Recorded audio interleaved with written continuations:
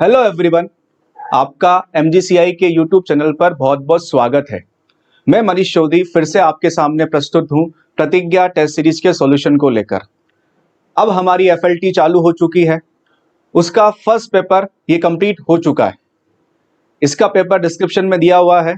जिन्होंने पेपर नहीं दिया है पहले इस पेपर को सॉल्व करिए, उसके बाद उस सॉल्यूशन को देखिए ताकि अब अपनी कमी को देख पाएंगे। जिन भी बच्चों ने अच्छे तरीके से क्वेश्चन किए हैं, जिस भी क्वेश्चन में यदि वो बच्चा अटका है, किसी कंसेप्ट को लेकर लेक किया है, तो उस सिचुएशन में आप अपने सॉल्यूशन को यहाँ देखिए और इस सॉल्यूशन के अकॉर्डिंग अपने कंसेप्ट को स्ट्रॉन्ग करिए। चलिए तो हम चलते हैं प्रतिज्ञा टेस्ट सीरीज के फुल लेंथ टेस्ट पर, जहां सिलेबस आने वाला है कंप्लीटली पूर्ण तरीके से। तो पहला टेस्ट हुआ है, इस पहले टेस्ट की जो डेट है वो 27 मार्च है। कंप्लीट सिलेबस आने वाला है यहाँ पे फिजिक्स का। तो हम शुरुआत करने वाले हैं क्वेश्चन नंबर फर्स्ट से। चलिए क्वेश्चन नंबर पहला, the velocity of a freely body changes as g की पावर p h की power q where g is acceleration due to gravity and h is the height, the value of p and q are। मुक्त गिरती हुई वस्तु का वेग g की power p h की पावर q से परिवर्तित होता है। जहां g गुरुत्वीय त्वरण तथा h ऊंचाई है तो p तथा q के मान होंगे। देखो, जब भी कोई फ्रीली मतलब मुक्त रूप से गिरती हुई वस्तु होती है तो उस कंडीशन में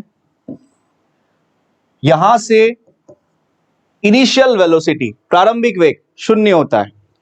तो जिस हाइट से वो गिर रही है तो टकराने से पहले इसकी वेलोसिटी होती है √2gh।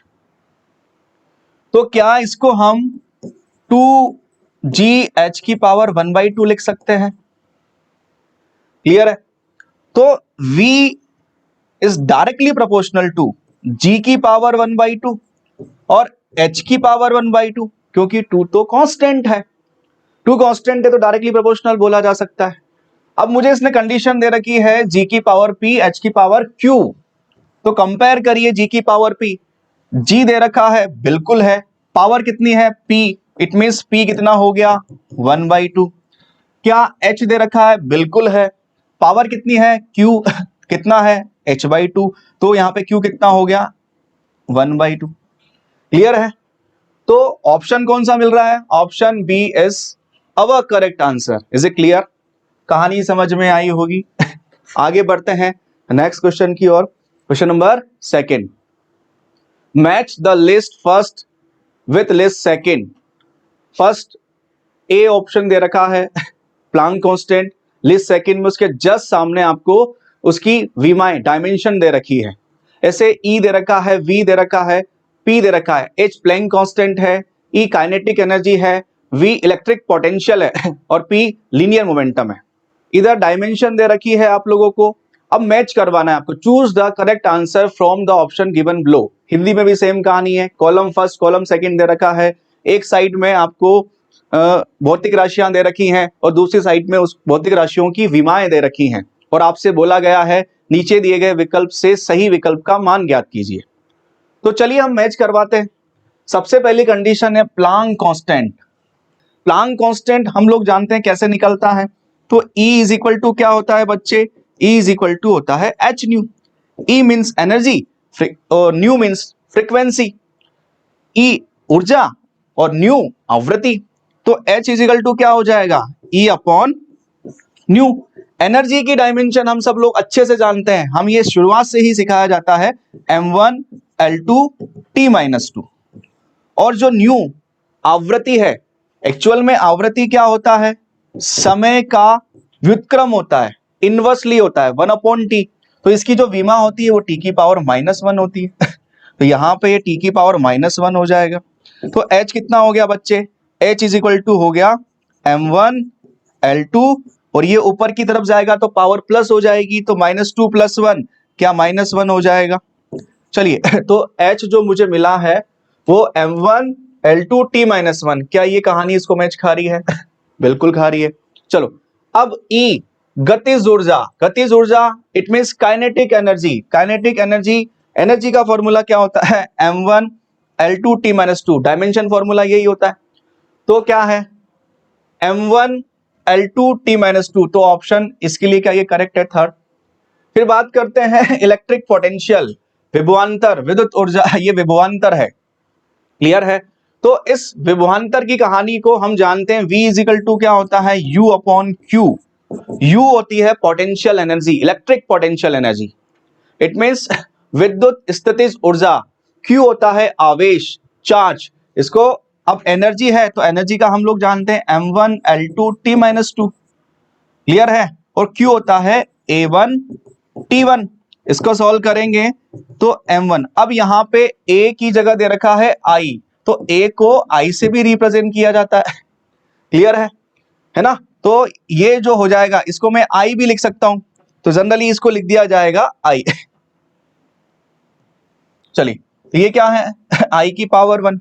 अब M1 ऊपर है ना, L2 भी है, I1 ऊपर की तरफ जाएगा तो I-1 हो जाएगा और ये -1 हो जाएगा ऊपर जाके, तो T की पावर -3 हो जाएगा। तो मुझे क्या लगता है, M1 L2 I की पावर -1 T की पावर -3, क्लियर है। अब रेखीय संवेग, हालांकि बचता यही है पर इसको फिर भी सॉल्व कर लेते हैं। रेखीय संवेग P इजिकल टू होता है mv, क्लियर है। m मास द्रव्यमान, v वेलोसिटी वेग, m क्या है m1 है, वेलोसिटी का होता है L1T-1, तो कितना हो जाएगा m1 L1T-1, तो कोई ऑप्शन है, यस। तो देखो h में सेकंड, मतलब a का क्या है सेकंड, चलिए a का क्या है सेकंड, ठीक है। उसके बाद b का क्या है, b का है थर्ड, क्लियर है। c का क्या है फोर्थ, और d का क्या है फर्स्ट। तो a में सेकंड, या b में दे रखा है, b में थर्ड, यस, c में फोर्थ, यस, और d में फर्स्ट। तो option B is our correct answer. कहानी समझ में आई, क्लियर है आप सब लोगों को। चलिए आगे बढ़ते हैं नेक्स्ट क्वेश्चन नंबर थर्ड की ओर। A screw gauge has least count of 0.01 mm and there are 50 divisions in its circular scale. The pitch of the screw gauge is, किसी स्क्रू गेज का अल्पतमांक 0.01 mm है तथा इसके वृत्तीय पैमाने पर 50 भाग है। इस स्क्रू गेज का चूड़ी अंतराल ज्ञात कीजिए, मतलब पिच ज्ञात करना है, चूड़ी अंतराल, ठीक है। तो आपको निकालना क्या है, चूड़ी अंतराल। जनरली यहाँ पे गिवन जो है वो है लीस्ट काउंट, मतलब अल्पतमांक, ठीक है। और वो कितना है, देखो लीस्ट काउंट 0.01 mm, हिंदी में भी दे रखा है अल्पतमांक। भागों की संख्या, वृत्ताकार भागों की संख्या, क्लियर है, कितना है 50, ठीक है। तो लीस्ट काउंट का फॉर्मूला क्या होता है, पिच। पिच मतलब चूड़ी अंतराल, पिच मतलब क्या होता है, चूड़ी अंतराल। मतलब आपने कभी स्क्रू देखा है, स्क्रू में चूड़ियां जो होती हैं उनमें दो चूड़ियों के बीच की जो डिस्टेंस होती है उसी को पिच बोला जाता है, चूड़ी अंतराल। पिच बटे CSD, सर्कुलर स्केल डिवीजन, वृत्ताकार स्केल पर भागों की संख्या, इसको बोलते हैं CSD, क्लियर है। अब मुझे लीस्ट काउंट दे रखा है 0.01 mm, ठीक है। मुझसे पिच पूछा गया है और CSD, सर्कुलर स्केल डिवीजन, वृत्ताकार स्केल पैमाने पर भागों की संख्या दे रखी है, कितनी है बच्चे 50, और मुझसे पिच निकालने के लिए बोला गया है, तो क्या हो जाएगा 0.01 मल्टीप्लाई बाय 50 mm। आप इसको सॉल्व करिए तो आपको आंसर मिलता है 0.5 mm, क्लियर है। तो 0.5 mm जो ऑप्शन दे रखा है वो ऑप्शन डी है, तो option D is our correct answer, clear है। आगे बढ़ते हैं नेक्स्ट क्वेश्चन की ओर, चलिए। Light of wavelength 5000 angstrom falls on a photosensitive surface. If the surface is received 10 की power -7 joule energy, the number of photons falling on the surface is। तरंग दैर्घ्य 5000 angstrom का प्रकाश सक्रिय तल पर गिरता है, तल ने 10 की पावर -7 जूल ऊर्जा ग्रहण की, तो तल पर गिरने वाले फोटोन की संख्या क्या होगी। जनरली यहां पे मुझे तरंग दैर्घ्य 5000, इट मींस वेवलेंथ दे रखा है, लैम्डा इज इक्वल टू कितना होता है 5000 एंगस्ट्रॉम गिवन है मेरे पास, क्लियर है। उसके बाद भाई सरफेस पे गिरा कितनी एनर्जी दी इसने? Energy E is equal to दिया 10 की पावर -7 जूल। क्लियर है? चलिए एनर्जी भी आ गई, रिसीव कर ली। तो पूछा गया number of photons falling on the surface, मतलब तल पर गिरने वाले फोटोन की संख्या को बता दीजिए। मतलब क्या n पूछा जा रहा है। तो हम लोग जानते हैं E इज इक्वल टू क्या होता है, NH न्यू या NHC अपॉन लेमडा। तो यहां से फॉर्मूला क्या हो जाएगा, NE multiply by lambda upon HC। Clear है? अब E कितना है बच्चे? E है 10 की पावर -7, लेमडा है 5000 मल्टीप्लाई बाय 10 की पावर -10। H हम सब लोग जानते हैं प्लैंक कांस्टेंट। प्लैंक कांस्टेंट जो है वो होता है 6.62 इंटू 10 की पावर -34 मल्टीप्लाई बाई C की वैल्यू होती है 3 इंटू 10 की पावर 8 मीटर पर सेकेंड। चलिए तो इसको सॉल्व करते हैं। सॉल्व करने के बाद जो मुझे वैल्यू मिलती है ना, इसको कैलकुलेट करने के बाद तो वो वैल्यू मिलती है 2.5 इंटू 10 की पावर 11। क्लियर है? ये एक सिंपल सा क्वेश्चन था जो फॉर्मूला बेस्ड था बिल्कुल, सिर्फ इसमें आपको n फाइंड आउट करना था। चलिए आगे बढ़ते हैं। Question number 5, an electron of mass Me and proton of mass Mp are accelerated through the same potential difference. The ratio of the de Broglie wavelength associated with an electron to that associated with proton is, एक electron जिसका द्रव्यमान Me तथा proton जिसका द्रव्यमान Mp को समान विभवांतर द्वारा त्वरित किया जाता है। इलेक्ट्रॉन और प्रोटॉन की डी ब्रोगली तरंग दैर्ध्य का अनुपात क्या होगा? तो जनरली बात की जा रही है किसकी? इलेक्ट्रॉन की, और बात की जा रही है प्रोटॉन की। तो वेवलेंथ बात की जा रही है डी ब्रोगली। डी ब्रोगली के फॉर्मूले होते हैं H upon mv, lambda is equal to H upon √2 me, या lambda is equal to H upon √2 mqv। इसमें ये होता है मोमेंटम, जिसमें हम मोमेंटम मतलब संवेग, संवेग मतलब द्रव्यमान इंटू वेग। इसमें होता है ये होता है मास, ये होती है काइनेटिक एनर्जी, ये होता है प्लैंक कांस्टेंट, और ये होता है मास चार्ज इट मींस आवेश, और v पोटेंशियल। अब इसने मुझे कंडीशन दे रखी है, क्या दे रखी है? किस पर? आइए, द्रव्यमान समान विभवांतर पर थ्रू सेम पोटेंशियल। क्या पोटेंशियल की बात कर रहा है? तो पोटेंशियल की जब वो बात कर रहा है तो पोटेंशियल के लिए हम डिस्कस करने वाले हैं। तो पोटेंशियल वाली कहानी में ये तो हो गया इक्वल, तो lambda E upon lambda P is equal to कितना हो जाएगा? इसमें H से H कट जाएगा, 2 से 2 कट जाएगा, V से V कट जाएगा। अब ध्यान से सुनो, ये तो इलेक्ट्रॉन है, ये क्या है? Mass of electron. ये क्या है? Charge of electron. इलेक्ट्रॉन का द्रव्यमान, इलेक्ट्रॉन का आवेश। ये क्या है? Mass of proton, mass of sorry charge of proton, मतलब द्रव्यमान किसका? प्रोटॉन का, और आवेश किसका? प्रोटॉन का। हम लोग ये जानते हैं कि प्रोटॉन का आवेश और इलेक्ट्रॉन का आवेश दोनों ही क्या होते हैं? इक्वल होते हैं। तो दोनों इक्वल होते हैं तो कट कर दीजिए भैया। तो बचा क्या? सिर्फ lambda E upon lambda P।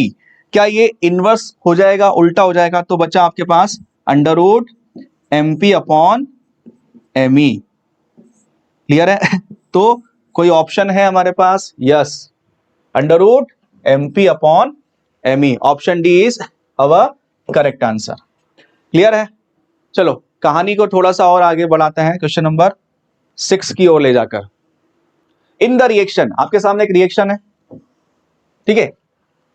Clear है? ये रिएक्शन दे रखी है।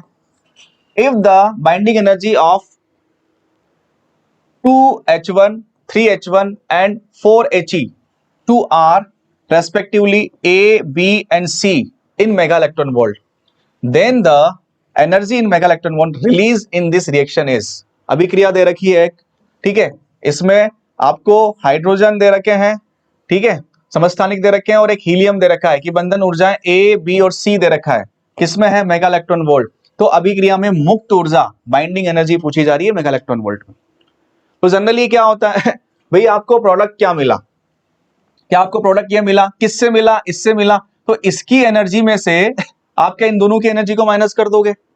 तो इसकी एनर्जी कितनी है भाई, सी है।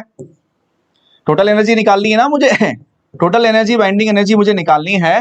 तो इसकी एनर्जी है, इसकी एनर्जी में से क्या इन दोनों की एनर्जी को माइनस कर दोगे। इन दोनों की एनर्जी कितनी है, ए और बी, तो माइनस ए प्लस बी।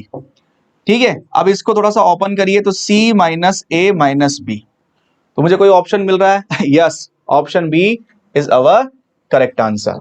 चलिए आगे बढ़ते हैं नेक्स्ट क्वेश्चन 7 की ओर। लॉजिक गेट्स का एक क्वेश्चन है आपके सामने।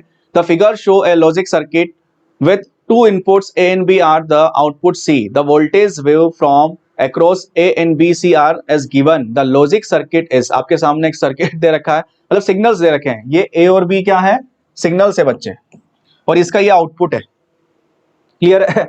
इसमें भी हिंदी में आरेख दे रखा है, तर्क परिपथ दर्शाया गया है, जिसमें से दो निवेश ए और बी एक निर्गत है, ए बी सी के वोल्टता तरंग रूप दिए गए अनुसार है, तो तर्क परिपथ गेट होगा। तो इनमें से कौन सा गेट है, चार ऑप्शन दे रखे हैं। तो सिग्नल देख लेते हैं ये दोनों क्या है, ये दोनों भाई इनपुट है, ये क्या है, आउटपुट है। चलिए देखो ये जीरो, लो सिग्नल क्या जीरो होता है, तो जीरो जीरो पे क्या मिला, वन। क्या यही कहानी है क्लियर है। फिर क्या है, ये वन, और ये कितना है, जीरो, वन जीरो पे भी क्या मिला, वन। क्लियर है। ये कितना है, वन, ये कितना है, वन, क्या ये भी वन मिला क्या। ये जीरो है, ये वन है, तो क्या आउटपुट में फिर वन मिला क्या। देखो ये जीरो क्या वन मिला क्या। क्लियर है। फिर ये क्या है, वन, ये कितना है, जीरो, तो क्या मिला, वन। क्लियर है। ये जीरो, ये वन, तो क्या मिला, वन। देखो दो जीरो, दोनों जीरो पे ये वैल्यू कितनी है, जीरो, यहां पे जीरो है। क्लियर है। इन दोनों जीरो पे कितना है, जीरो और यदि एक भी वन आ गया तो आउटपुट में क्या वन आ रहा है। देखो इन दोनों सिग्नल को देखो, वन जीरो में वन, वन वन में वन, जीरो वन में वन, जीरो जीरो में कितना है, जीरो, जीरो में कितना है, जीरो। ठीक है, तो जीरो जीरो में कितना है, जीरो, वन जीरो में फिर क्या है, वन, फिर जीरो वन में क्या है, वन। मतलब यदि एक भी वन आ रहा है यहां पे, तो क्या मुझे आउटपुट में वन मिल रहा है, यस। और जब भी ऐसा होता है तो ऐसा किसके अंदर होता है, और गेट के अंदर। और गेट की ट्रुथ टेबल लिख लीजिए। देखो ये ए, ये बी और ये सी है ना, zero zero zero one, one zero one one. तो और गेट की ट्रुथ टेबल में क्या होता है, यदि एक भी वन आ गया तो आउटपुट में क्या आने वाला है, वन। तो देखो जीरो जीरो जीरो, देखो यहां वन आ गया, यहां एक वन आ गया, यहां तो दोनों ही वन है। क्लियर है या नहीं है तो आउटपुट में क्या होता है, वन। यहां पे भी सेम ऐसा ही मिल रहा है। तो कौन सा गेट है, तो ये गेट है सी, इट मींस और गेट। क्लियर है, ऑप्शन सी और गेट। चलिए आगे बढ़ते हैं क्वेश्चन नंबर 8 की ओर। A particle in a certain conservative force field has a potential energy given by U is equal to 20xy upon z, the force exerted on its is. एक निश्चित संरक्षित बल क्षेत्र में वस्तु की विभव ऊर्जा U is equal to 20xy upon z दी गई है, तब उस पर लगने वाले बल का मान क्या होगा। तो आपसे F पूछा जा रहा है। एक्चुअल में क्या होता है, यदि सदिश के रूप में हम बात करें तो जो बल होता है F vector is equal to minus du upon dx i cap minus du upon dz j k cap. इसको हम डिस्कस कर रहे हैं किसके फॉर्म में, du upon dy j cap और minus du upon dz k cap. Clear है। अब देखो मेरे को u की वैल्यू दे रखी है, ये दे रखी है। चलिए सबसे पहले इसका x के रेस्पेक्ट में हम क्या करते हैं, डिफरेंशिएशन, अवकलन। तो देखो x के रेस्पेक्ट में करूंगा तो y और z तो कांस्टेंट हो गए, तो क्या आ जाएगा, -20 y अपॉन z, तो आगे ले लीजिए। x का x के रेस्पेक्ट में क्या हो जाएगा, 1, तो यहां क्या बचा, -20 y अपॉन z आई के। ठीक है, उसके बाद अब हम बात कर लेते हैं किसकी, y के रेस्पेक्ट में। तो y के रेस्पेक्ट में कर रहे हो तो x और z क्या हो गया उसके लिए, कांस्टेंट, तो इसको आगे ले लीजिए। 20x अपॉन जेड जे के, फिर लगाइए माइनस, फिर हम बात कर रहे हैं किसकी, जेड की। अब 1 अपॉन जेड है तो 1 अपॉन जेड मतलब जेड की पावर -1, पावर आगे आती है क्या, पावर आगे आती है तो कितना हो जाएगा, -1 आगे आ गया, और पावर में -1 मतलब ये जेड है, जेड ऊपर जाएगा, जेड की पावर -1 होगा। इसका जो अवकलन होगा उसमें क्या होता है, पावर आगे लाइए और पावर में से 1 माइनस कर दीजिए, तो इसको क्या लिखोगे, -1 अपॉन जेड स्क्वायर, ये लिखा जाएगा। तो सेम कहानी मैं यहां कर रहा हूं, तो देखो z के रेस्पेक्ट में 20xy तो क्या हो गए, कांस्टेंट हो गए, और इस वाली कहानी में क्या ये नीचे जेड स्क्वायर आ गया, सेम कहानी। तो कितना हो गया, F vector is equal to -20y upon z i cap -20x upon z j cap, और माइनस माइनस हो गया प्लस, तो 20xy अपॉन जेड स्क्वायर। तो कौन सा ऑप्शन नजर आ रहा है हमें, ऑप्शन बी, ठीक है, सेम ऑप्शन है, देख लीजिए। तो option B is our correct answer. Clear है ना, दिख रहा है ना, ये देखो ये कितना है z, ये भी कितना z, और ये कितना है z स्क्वायर। क्लियर है, तो ऑप्शन बी हमारा करेक्ट आंसर है। चलिए आगे बढ़ते हैं नेक्स्ट क्वेश्चन नंबर 9 की ओर। On a new scale of temperature which is linear and called the W scale, the freezing and boiling point of water are 39 W and 239 degree W respectively. What will be the temperature on the new scale corresponding to a temperature of 39 degree centigrade on the Celsius scale? ताप मापने की नई scale W जो रेखीय है पर जल के हिमांक तथा गलनांक बिंदु क्रमशः 39 डिग्री W तथा 239 डिग्री W है। सेल्सियस स्केल का ताप 39 डिग्री सेंटीग्रेड के संगत नई स्केल पर ताप होगा।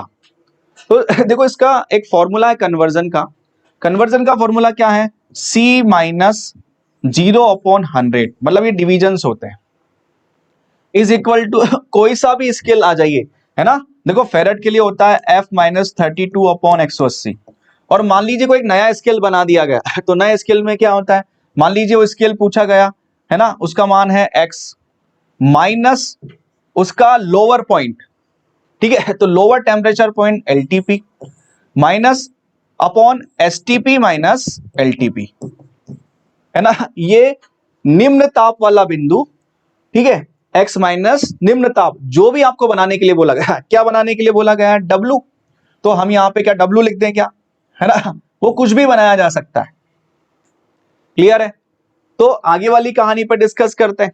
तो ये जो होता है हायर टेम्परेचर पॉइंट, उच्च तापीय बिंदु, लोअर टेम्परेचर पॉइंट निम्न ताप वाला बिंदु, इन दोनों को माइनस करते हैं तब ये भागों की संख्या आती है कि उस स्केल में कितने भाग बनाए गए हैं। आप देखते हो ना स्केल में डिविजन्स जो होते हैं, उन डिविजन्स, उन भागों की संख्या की बात की जाती है। तो यहां पे जो स्केल बनाया गया वो है W स्केल। क्या है, W स्केल है भाई, है ना। तो इस W स्केल में C को बोला गया कि 39 डिग्री सेंटीग्रेड पे ये जो W, जो हमारा बबलू है ना, ये बबलू W ये कितना हो जाएगा, तो बता देंगे इसको। चलिए, तो C कितना है बच्चे, 39 माइनस 0/100। क्लियर है, उसके बाद हम चलते हैं W कितना दे रखा है, W निकालना है। LTP कितना दे रखा है, लोअर टेम्परेचर पॉइंट, क्या ये हमारा LTP है, क्लियर है, ये क्या है STP higher temperature point, clear है, तो ये कितना है 39 है, ठीक है, और ये कितना है 239 है, ये कितना है 39 है, क्लियर है, तो कितना हो गया 39/100 हो चुका है, ये कितना हो गया W माइनस 39, और ये कितना हो गया 200, क्या ये 2 टाइम्स गया है, क्लियर है। चलिए, तो इसको इधर लेकर आइए आप लोग, तो जब इसको इधर लेकर आएंगे आप लोग तो क्रॉस मल्टीप्लाई करेंगे, मतलब तो करिए क्रॉस मल्टीप्लाई। तो इस वाली कहानी में क्या होता है, चलिए, तो 2 multiply by 39 is equal to W minus 39, ठीक है, तो W इज इक्वल टू कितना हो जाएगा, 39 को 2 से मल्टीप्लाई करते तो 78 आता है, 78, इसको इधर लेकर आएंगे तो ये प्लस का हो जाएगा, इन दोनों को यदि जोड़ा जाएगा तो ये किसके अंदर आएगा, इसको हम डिस्कस करेंगे। तो ये 117 डिग्री W। कहानी समझ में आई? क्लियर है? तो ये जो वैल्यू आपको मिली है वो कितनी मिली है, 117 डिग्री W। मतलब 39 डिग्री सेंटीग्रेड का जो स्केल है वो एक नया स्केल W के रेस्पेक्ट में वो कितना है, 117 डिग्री W। कहानी समझ में आई? क्लियर है? नेक्स्ट क्वेश्चन की ओर बढ़ते हैं। Question number 10। The coefficient of thermal conductivity of copper is 9 times that of steel in the composite cylindrical bar shown in the figure. What will be the temperature at the junction of copper and steel? तांबे का उष्मा चालकता गुणांक इस्पात के उष्मा चालकता गुणांक का 9 गुना है।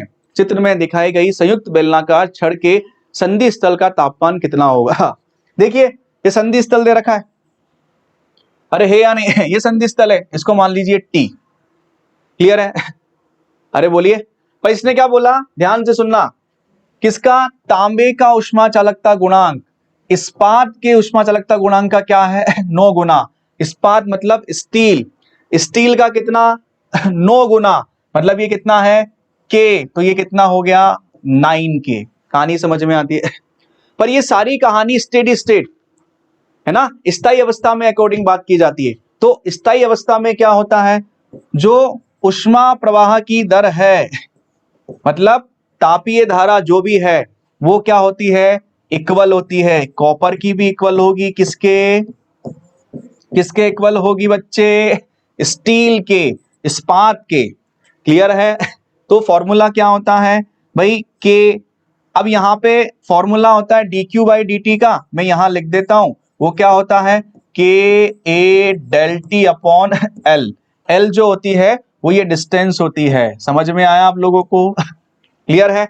तो इसके लिए क्या हो जाएगा भाई, यहाँ पे कॉपर की बात की जा रही है तो कॉपर का हो जाएगा, है ना। अब दोनों का देखो एरिया तो सेम है या नहीं है, तो दोनों के लिए एरिया सेम है। क्लियर है? टेम्परेचर डिफरेंस की बात करते हैं, कॉपर क्या यहाँ खत्म हो रहा है क्या, ठीक है, तो इनके बीच का टेम्परेचर डिफरेंस कितना हो जाएगा, 100 - T। और लेंथ कितनी है, मान लीजिए ये कितना दे रखा है आपको, 18 दे रखा है क्या। चलिए उसके बाद हम बात करते हैं स्टील की, ये कितना है A, ये कितना है, अब देखो टेम्परेचर डिफरेंस कितना है, T-0 अपॉन कितना दे रखा है बच्चे, 6। ये कट चुका है 3 टाइम्स, A से A कट गया। कॉपर कितना है बच्चे, कॉपर का है 9K। क्लियर है? ये कितना हो गया 100 - T, ये कितना है K ही है, KT। क्या K से K कट जाएगा, इसको मल्टीप्लाई करिए आप लोग तो देखो कितना हो जाएगा, 900 - 9T इज इक्वल टू कितना हो जाएगा बच्चे, T। तो इसको उधर ले जाएंगे तो कितना हो जाएगा, यहां पे क्या 3 भी चल रहा है क्या, 3 को भी तो मल्टीप्लाई करना पड़ेगा, ये भी तो रही गया हमारा। क्लियर है? तो क्रॉस मल्टीप्लाई करेंगे तो ये कितना हो जाएगा 3T। क्लियर है? अब इसको उधर ले जाइए तो 90, और ये कितना हो जाएगा 9T + 3T, क्या 12T हो जाएगा। तो T इज इक्वल टू कितना मिलेगा, 900/12। क्लियर है? कहानी समझ में आई है ना। अब इसको कट करते हुए चल सकते हैं हम, है ना। तो इसको कट आप जब करोगे तो ये देखो, ये 3 से कट गया कितना, 3 टाइम्स, ये कट गया 4 टाइम्स। क्लियर है? ये 4 से कट रहा है कितना, 7, बचा कितना 2, तो क्या 75 डिग्री आया है क्या। ठीक है, तो जो आंसर मिल रहा है वो ऑप्शन ए। तो T इज इक्वल टू कितना है, 75 डिग्री सेंटीग्रेड। कहानी समझ में आई? क्लियर है? नेक्स्ट क्वेश्चन की ओर बढ़ते हैं। Question number 11। In a dipole slit experiment, when a thin film of thickness T having refractive index mu is introduced in front of one of the slits, the maximum at the center of the fringe pattern shift by 1 fringe with the value of T is lambda is the wavelength of the light used। एक द्विजिरी प्रयोग में किसी एक जिरी के सामने T मोटाई तथा mu अपवर्तनांक की एक पतली फिल्म रख देने पर फ्रिंज प्रतिरूप का केंद्रीय उच्च एक फ्रिंज की चौड़ाई के बराबर विस्थापित हो जाता है। तो T का मान है। क्लियर है? देखो सीधी सी बात है, ये द्विजिरी प्रयोग, यंग प्रयोग की बात कर रहे हैं क्या, किसी भी एक के सामने रख दिया, किसका, म्यू का, टी मोटाई का रख दिया क्या फ्रिंज पे, तो सेंटर राइट फ्रिंज है वो क्या हो गई, एक फ्रिंज शिफ्ट हो गई, एक फ्रिंज चौड़ाई का। क्लियर है ना, लिखा है यहाँ पे वन फ्रिंज विथ। क्लियर है ना, centre of the fringe pattern shift by the one fringe with, क्या वो एक फ्रिंज शिफ्ट हो गई है। तो इस कंडीशन में एक फॉर्मूला होता है शिफ्टिंग वाला। क्लियर है, शिफ्टिंग वाला फॉर्मूला कितना होता है, x is equal to T mu minus one. कहानी समझ में आई। अब कितनी शिफ्टिंग हुई है भैया, एक हुई है। जनरली तो ये होता है N lambda is equal to T mu minus one. अब कितनी हुई है, एक हुई है, तो एन इज इक्वल टू कितना है, वन है। कितना हो गया, lambda is equal to T mu minus one, तो टी इज इक्वल टू कितना हो जाएगा, lambda upon mu minus one. तो कोई ऑप्शन है क्या, मतलब मुझे जो चौड़ाई लेनी है किसकी, जिस अपवर्तनांक की पट्टी ली गई है, समझ में आया है ना, म्यू अपवर्तनांक की एक पतली फिल्म रख दी गई है, मतलब पट्टी या शीट रख दी गई है। क्लियर है, तो उस शीट की मोटाई कितनी होगी, lambda upon mu minus one. ठीक है, अगर वैल्यू में म्यू गिवन हो और किस वेवलेंथ की जो लाइट है वो गिवन हो, तो क्या हम उसकी मोटाई इट मींस टी भी वैल्यू की फॉर्म में ज्ञात कर सकते हैं, बिल्कुल कर सकते हैं।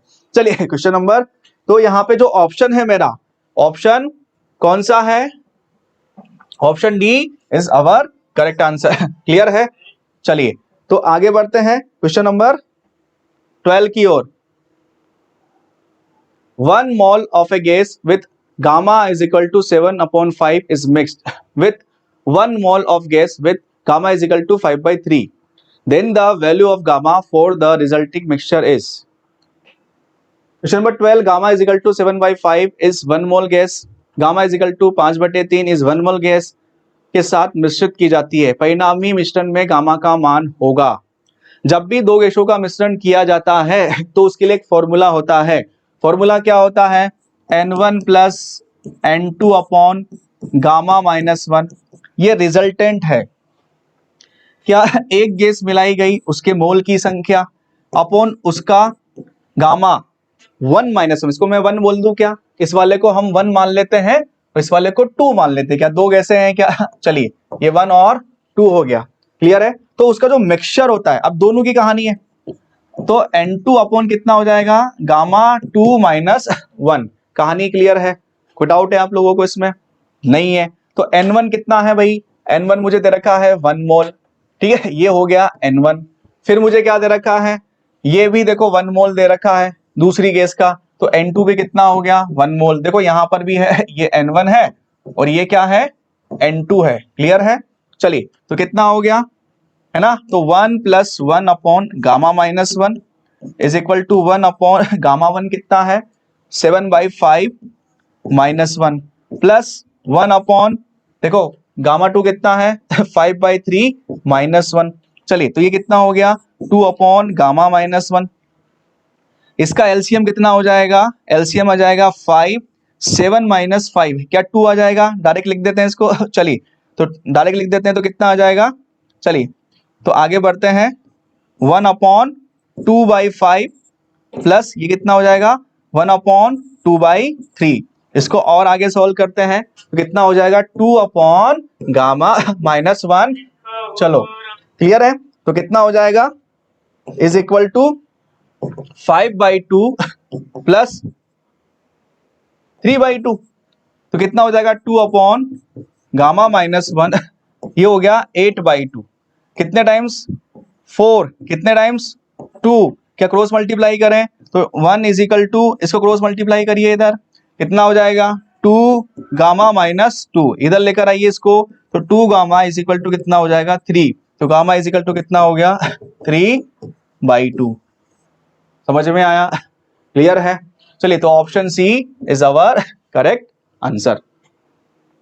चलिए आगे बढ़ते हैं next question, question number 13। In a thermodynamics process pressure of a fixed mass of a gas is changed in such a manner that the gas molecules gives out 20 joule of heat and 10 joule of work is done on the gas। ध्यान से सुनना, क्या बोला गया on the gas, और यहां पे क्या हो रही है गैस मोलिक्यूल कितना है gives out, क्या है गिव्स आउट, बाहर निकल रही है ना। Work done on the gas, कितना work done on the gas, ध्यान रखिएगा ये शब्द बहुत इंपॉर्टेंट है। क्लियर है। If the initial internal energy of the gas is 40 joule then the final internal energy will be. इसका हिंदी वर्जन, एक ऊष्मागतिकी प्रक्रम में एक गैस की निश्चित मात्रा का दाब इस प्रकार परिवर्तित होता है कि गैस अणु 20 जूल ऊष्मा मुक्त करता है। क्या करता है? मुक्त करता है। समझ में आया है ना। जब दी जाती है ऊष्मा तो पॉजिटिव होती है, जब मुक्त करता है, रिलीज करता है, तो वो नेगेटिव होती है। तो डेल क्यू यहां पे कितना है? Del Q is equal to -20 joule. ठीक है, शब्दों पे गौर करिएगा साहब। कितना है? मुक्त कर रहा है, 20 जूल की बात कर रहा है। उसके बाद गैस पर 10 जूल कार्य किया जाता है। गैस पर कार्य हो रहा है, गैस द्वारा कार्य होता है ना। वर्क डन बाय गैस होता है तो इसको पॉजिटिव लेते हैं, पर गैस पर कार्य हो रहा है, work done on the gas हो रहा है, इसको नेगेटिव लेते हैं। तो वर्क डन कितना है? -10 जूल। क्लियर है। तो आपसे बोला गया इनिशियल एनर्जी कितनी है, यू इनिशियल दे रखा है 40 जूल, तो आपसे पूछा गया यू फाइनल बता दीजिए। तो अकॉर्डिंग टू, है ना, फर्स्ट लॉ ऑफ थर्मोडायनोमिक्स क्या होता है? Del Q is equal to del U plus del W. जानते हैं आप लोग? क्लियर है। तो डेल क्यू कितना है बच्चे? -20। डेल यू, अभी इसको थोड़ा सा रहने दीजिए, this is the change in internal energy, है ना, आंतरिक ऊर्जा में परिवर्तन है ये, इस पे हम बात करेंगे। अभी जो दे रखा है उसके अकॉर्डिंग बात करते हैं। डेल यू कितना है? -10। क्लियर है। तो डेल यू को आप इधर लेकर आइए, क्या ये प्लस हो जाएगा? तो प्लस हो जाएगा, तो -20 प्लस 10, तो डेल यू कितना है? -10 जूल। क्लियर है। अब मुझे इंटरनल एनर्जी में चेंज मिल चुका है, आंतरिक ऊर्जा में परिवर्तन मिल चुका है, तो डेल यू आप लिख सकते हैं। Del U is equal to कितना है? U final minus U initial. Del U की वैल्यू है कितनी? -10। यू इनिशियल आपको दे रखा है, फाइनल पूछा गया है -40। इसको इधर लेकर आइए, कितना हो जाएगा? 40 - 10 कितना हो गया? 30 जूल। कहानी समझ में आई? तो option A is our correct answer. Clear है। चलिए next question, question number 14। The given diagram show 4 process isochoric, isobaric, isothermal and adiabatic. The correct assignment of the process in the same order is given by दिए गए चित्र में 4 प्रक्रम, सबसे पहले समायतनिक, फिर समदाबीय, समतापीय तथा रुद्धोष्म दिखाए गए हैं। इन ग्राफों का इसी क्रम में सही निर्दिष्ट कीजिए। सबसे पहले आपको बताना है समायतनिक, मतलब जिसमें क्या है? V कांस्टेंट है। बताइए इस ग्राफ में V कौन से ग्राफ में कांस्टेंट हो रहा है? देखो, क्या इस वाले ग्राफ में V कांस्टेंट है? बिल्कुल है।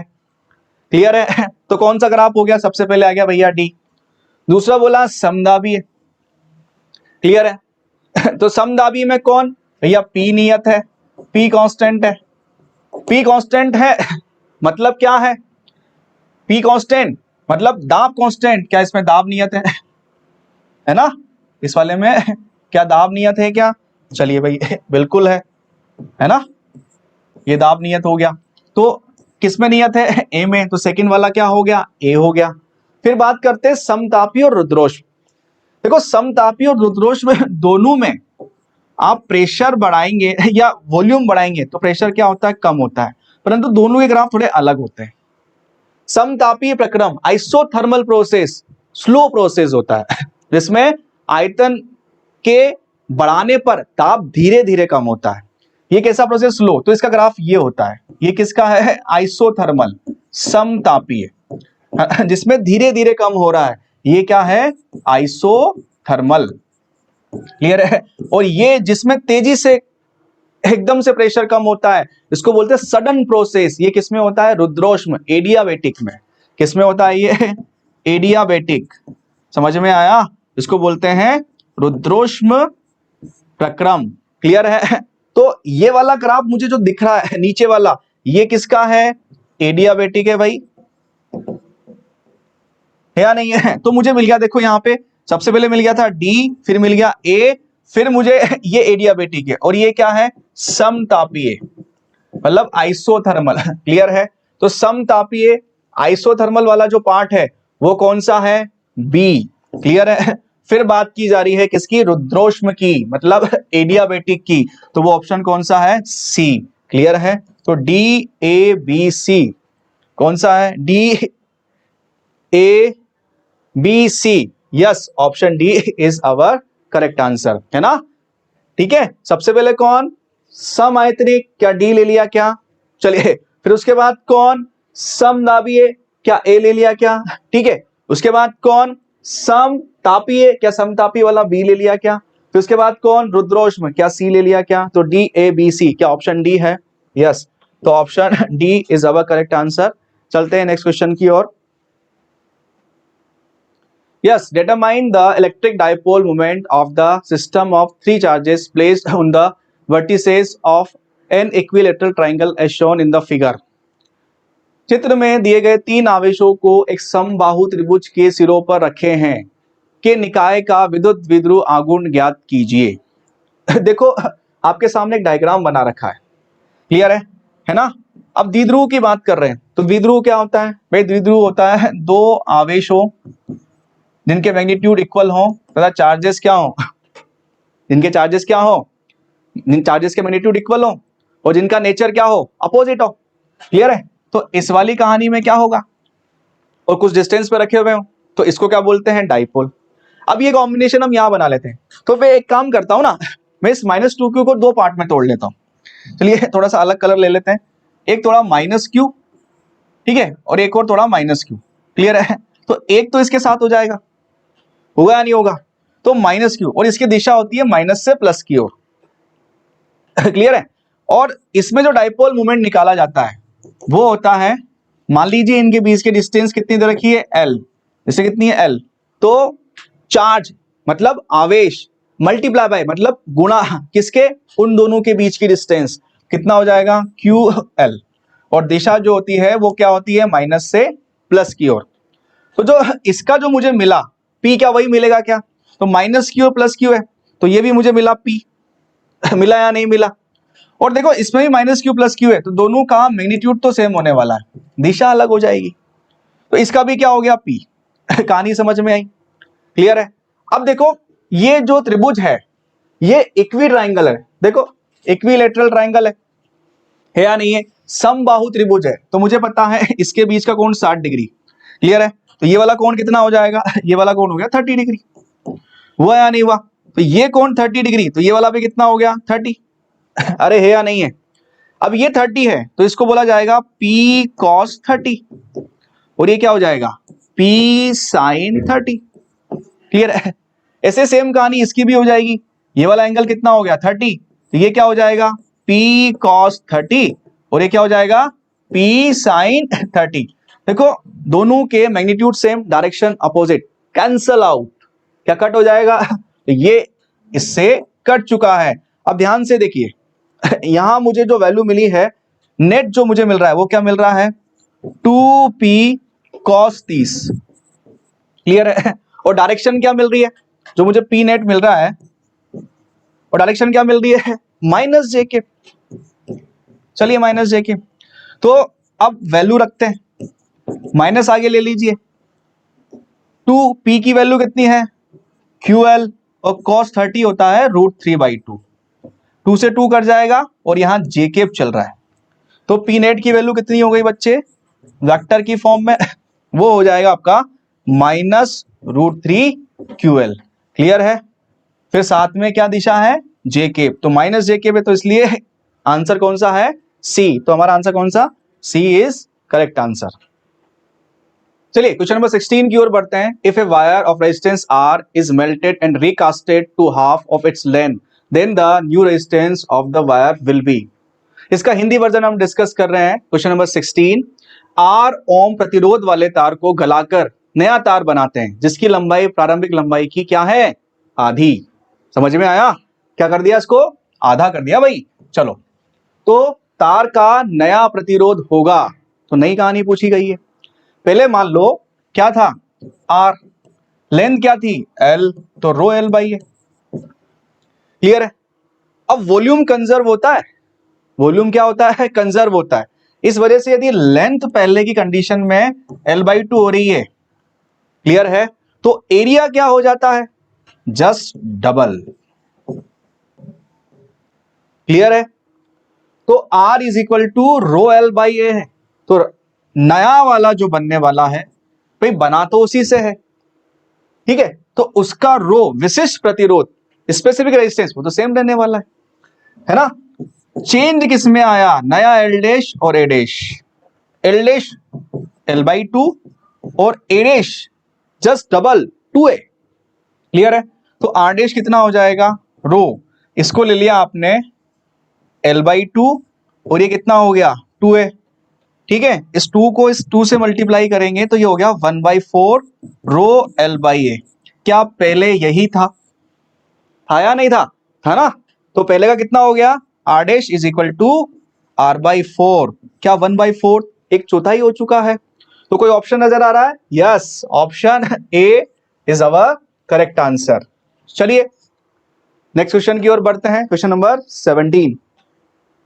The resistance of a conductor increase with increase in length, increase in temperature, decrease in cross sectional area, all of the above. एक चालक का प्रतिरोध बढ़ता है लंबाई बढ़ाने पर, ताप बढ़ाने पर, अनुप्रस्थ काट का क्षेत्रफल घटाने पर, उपरोक्त सभी। देखिए चालक का प्रतिरोध R रो L/A क्या लेंथ पे डिपेंड कर रहा है, यस। क्या एरिया पे डिपेंड कर रहा है, यस। और क्या रो जो है इंपैक्ट लेता है किससे, टेम्परेचर से। तो देखो लंबाई बढ़ाने पर भी प्रतिरोध बढ़ता है, देखो बढ़ाओ लंबाई तो ये बढ़ेगा, ठीक है। फिर उसके बाद ताप बढ़ाने पर, आप ताप बढ़ाओगे तो रो की वैल्यू बढ़ेगी, क्लियर है, जिससे आर का मान भी क्या होगा, बढ़ेगा। फिर अनुप्रस्थ काट क्षेत्रफल पर, यस ये भी है, इसके मान को क्या कर रहे हो आप, कम कर रहे हो, कम किया तो फिर से बढ़ा, बढ़ा या नहीं बढ़ा। तो क्या तीनों ऑप्शन सही है हमारे, तो तीनों ऑप्शन सही है, तो फोर्थ ऑप्शन दे रखा है उपरोक्त सभी, तो हम कौन सा ऑप्शन टिक करेंगे, ऑप्शन डी। चलिए तो option D is our correct answer. चलिए नेक्स्ट क्वेश्चन नंबर 18 की ओर बढ़ते हैं। An ideal gas undergoing adiabatic change has the following pressure temperature relationship। चार ऑप्शन है आपके सामने। रुद्रोंश परिवर्तन के समय एक आदर्श गैस का निम्नवत ताप दाब संबंध है। चार ऑप्शन है।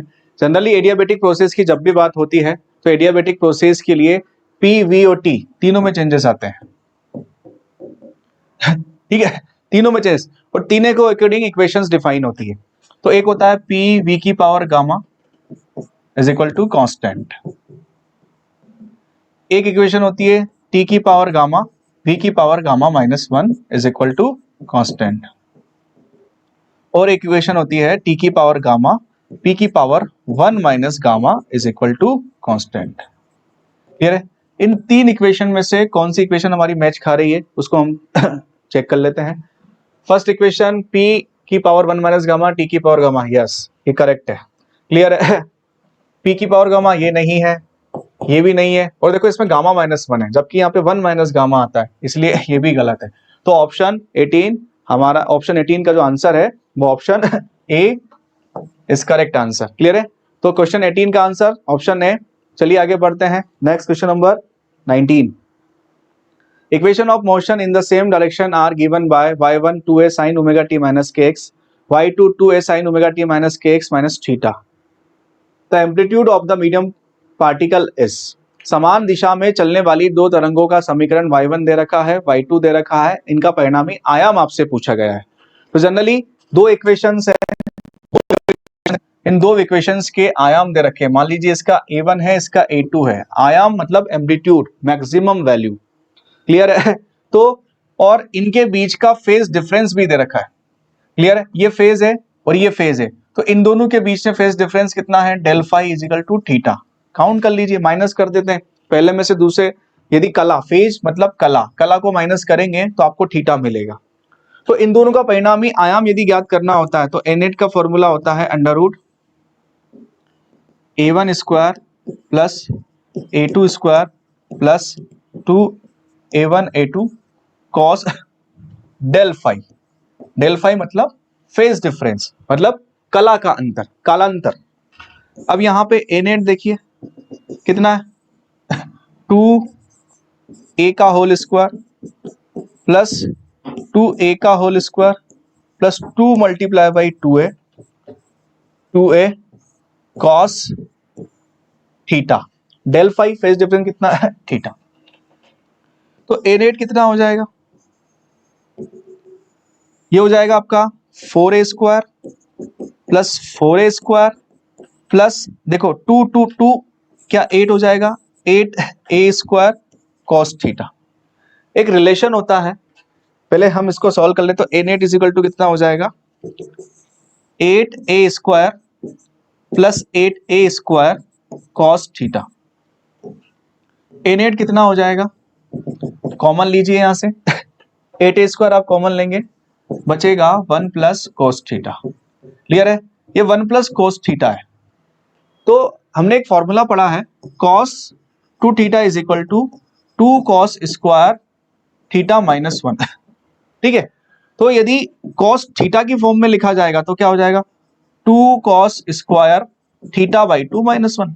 इसको इधर ले आइए तो 1 plus cos theta is equal to कितना हो जाएगा, 2 कॉस स्क्वायर थीटा बाई 2। इस फॉर्मूले के अकॉर्डिंग इस वैल्यू को यहां रख दिया जाएगा तो एन एट इज इक्वल टू कितना हो जाएगा, under root 8a square 2 cos square theta by 2। 2 multiply by 2 कितना होता है 16a स्क्वायर, तो ये क्या 4a आ जाएगा, अंडर रूट कॉस स्क्वायर का कॉस थीटा बाई 2 हो जाएगा। तो जो ए नेट मुझे मिला है वो ए नेट कितना हो गया, 4a कॉस थीटा बाई 2। तो ऑप्शन सी हमारा सही है। चलिए तो next question, question number 20। Light is an electromagnetic wave. Its speed in vacuum is given by the expression. निर्वात में विद्युत चुंबकीय तरंग का वेग क्या होगा। जनरली विद्युत चुंबकीय तरंग विद्युत क्षेत्र और चुंबकीय क्षेत्र दोनों से मिलकर बनी होती है, दोनों एक दूसरे के लंबवत होते हैं और इनसे बनने वाली जो एनर्जी होती है जिसको विद्युत चुंबकीय तरंग बोला जाता है वो इन दोनों के ही लंबवत होती है, लंबवत संचरित होती है, प्रोपोगेटेड होती है। तो यहाँ पे जो उसका वेग लिखा जाता है वो होता है 1 upon under root mu naught upon epsilon naught. Mu naught जो होता है उसकी वैल्यू होती है 4 पाई इंटू 10 की पावर -7। क्लियर है, एप्सिलॉन नॉट की वैल्यू होती है 8.85 इंटू 10 की पावर -12। इन दोनों को कैलकुलेट किया जाता है तो वैल्यू निकल कर आती है 3 इंटू 10 की power 8 metre per second.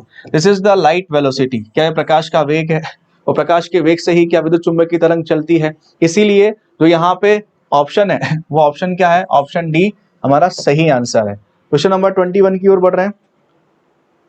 Masses of the 3 wires of copper are in the ratio of 1:3:5 and their length are in the ratio of 5:3:1. The ratio of their electrical resistance are। 3 तारों का द्रव्यमान 1:3:5 के अनुपात में है और उनकी लंबाइयों का अनुपात क्रमशः 5:3:1 के अनुपात में है, तो उनके प्रतिरोधों का अनुपात कितना होगा। चलिए तो कितना हो जाएगा, ठीक है, कहानी को आगे बढ़ाते हैं थोड़ा सा। तो L1:L2:L3 मतलब लंबाइयों का अनुपात, लेंथ का अनुपात दे रखा है 5:3:1। मासेस का दे रखा है M1, M2 और M3, वो कितना है 1:3:5। क्लियर है, तो रेजिस्टेंस कितना हो गया R is equal to rho L by A. Clear है, मैंने क्या किया, रो L से ऊपर नीचे मल्टीप्लाई किया तो ये हो गया A इंटू एल, ये बन जाता है वॉल्यूम। तो rho L square upon V. Clear है ना। अब हम जानते हैं डेंसिटी, डेंसिटी होता है मास पर वॉल्यूम, तो वॉल्यूम इज इक्वल टू क्या हो जाएगा m अपॉन डी। इस वैल्यू को यहां रखा जाएगा तो रो एल स्क्वायर अपॉन कितना है m upon D. r is equal to rho D L square upon m। तो यहां पे r जो है वो डायरेक्टली प्रोपोर्शनल होता है एल स्क्वायर अपॉन m के। अब रेशो पूछा गया है तो इसके अकॉर्डिंग रेशो डिफाइन कर देते हैं। तो R1:R2:R3 कितना हो जाएगा। चलिए पहले रखते हैं एल स्क्वायर, एल कितना है, पहले वाले की बात करते हैं 5 का स्क्वायर अपॉन M1 कितना है 1:3 का स्क्वायर अपॉन कितना है 3 और ये कितना है 1 का स्क्वायर अपॉन 5। ठीक है, तो R1:R2 इस टू R3। क्या ये 25 हो जाएगा, ये 3 हो जाएगा और ये क्या 1/5 है। इसको आगे और सॉल्व किया जाएगा तो R1 इस टू R2 इस टू R3। चलिए तो कितना हो जाएगा, एलसीएम लीजिए। एलसीएम लेंगे आप तो यहाँ पे कितना हो जाएगा 5 एलसीएम लेंगे, ठीक है। तो 5 एलसीएम लेंगे तो कितना हो जाएगा 5। तो ये कितना हो गया 25 मल्टीप्लाई बाई 5, क्या 125 हो जाएगा 125, ठीक है। ये 15 हो जाएगा और ये कितना हो गया 1। तो रेशो कितना मिला R1 इस टू R2 इस टू R3 कितना मिलेगा 125 अनुपात 15 अनुपात 1। क्लियर है तो ऑप्शन कौन सा है, ऑप्शन डी हमारा सही आंसर है। चलिए आगे बढ़ते हैं नेक्स्ट क्वेश्चन की ओर। Question number 22। चलिए, the parallel combination of two air-filled parallel plate capacitor is of capacitance C and Nc is connected to a battery of voltage V. When the capacitors are fully charged, the battery is removed, and after that, a dielectric material of the dielectric constant K is placed between the two plates of the first capacitor. The new potential difference of the combined system is. वायु में भरे दो समांतर plate संधारित्रों जिनकी धारिताएं C तथा Nc हैं, समांतर संयोजन को V वोल्टा की बैटरी से जोड़ा गया। अब संधारित्र पूर्णतः आवेशित हो जाता है, बैटरी को हटा दिया जाता है और तत्पश्चात पहले संधारित्र की दोनों प्लेटों के बीच पराविद्युतांक K का पराविद्युत पदार्थ रख देते हैं। संयोजन के लिए नया विभवांतर है। तो आपसे क्या पूछा जा रहा है, संयोजन के लिए नया विभवांतर क्या होगा। चलिए तो नए विभवांतर की बात की जा रही है। सबसे पहले जो बोला गया वो कर लेते हैं। दो कैपेसिटर है, क्लियर है ना, ठीक है। पहले वाले का C है और वोल्टेज कितना है V, तो चार्ज कितना हो गया CV। दूसरे वाले का कितना है NC है, वोल्टेज कितना है V, चार्ज कितना हो गया NCV। टोटल चार्ज कितना हो जाएगा Q बराबर Q1 प्लस Q2। तो Q इजिकल टू Q1 कितना है CV प्लस NCV। तो जो मुझे टोटल चार्ज मिला है Q नेट वो कितना हो जाएगा, CV आपने कॉमन ले लिया N प्लस 1। क्लियर है ना। फिर आगे बढ़ते हैं, हम थोड़ा आगे चलते हैं, ठीक है।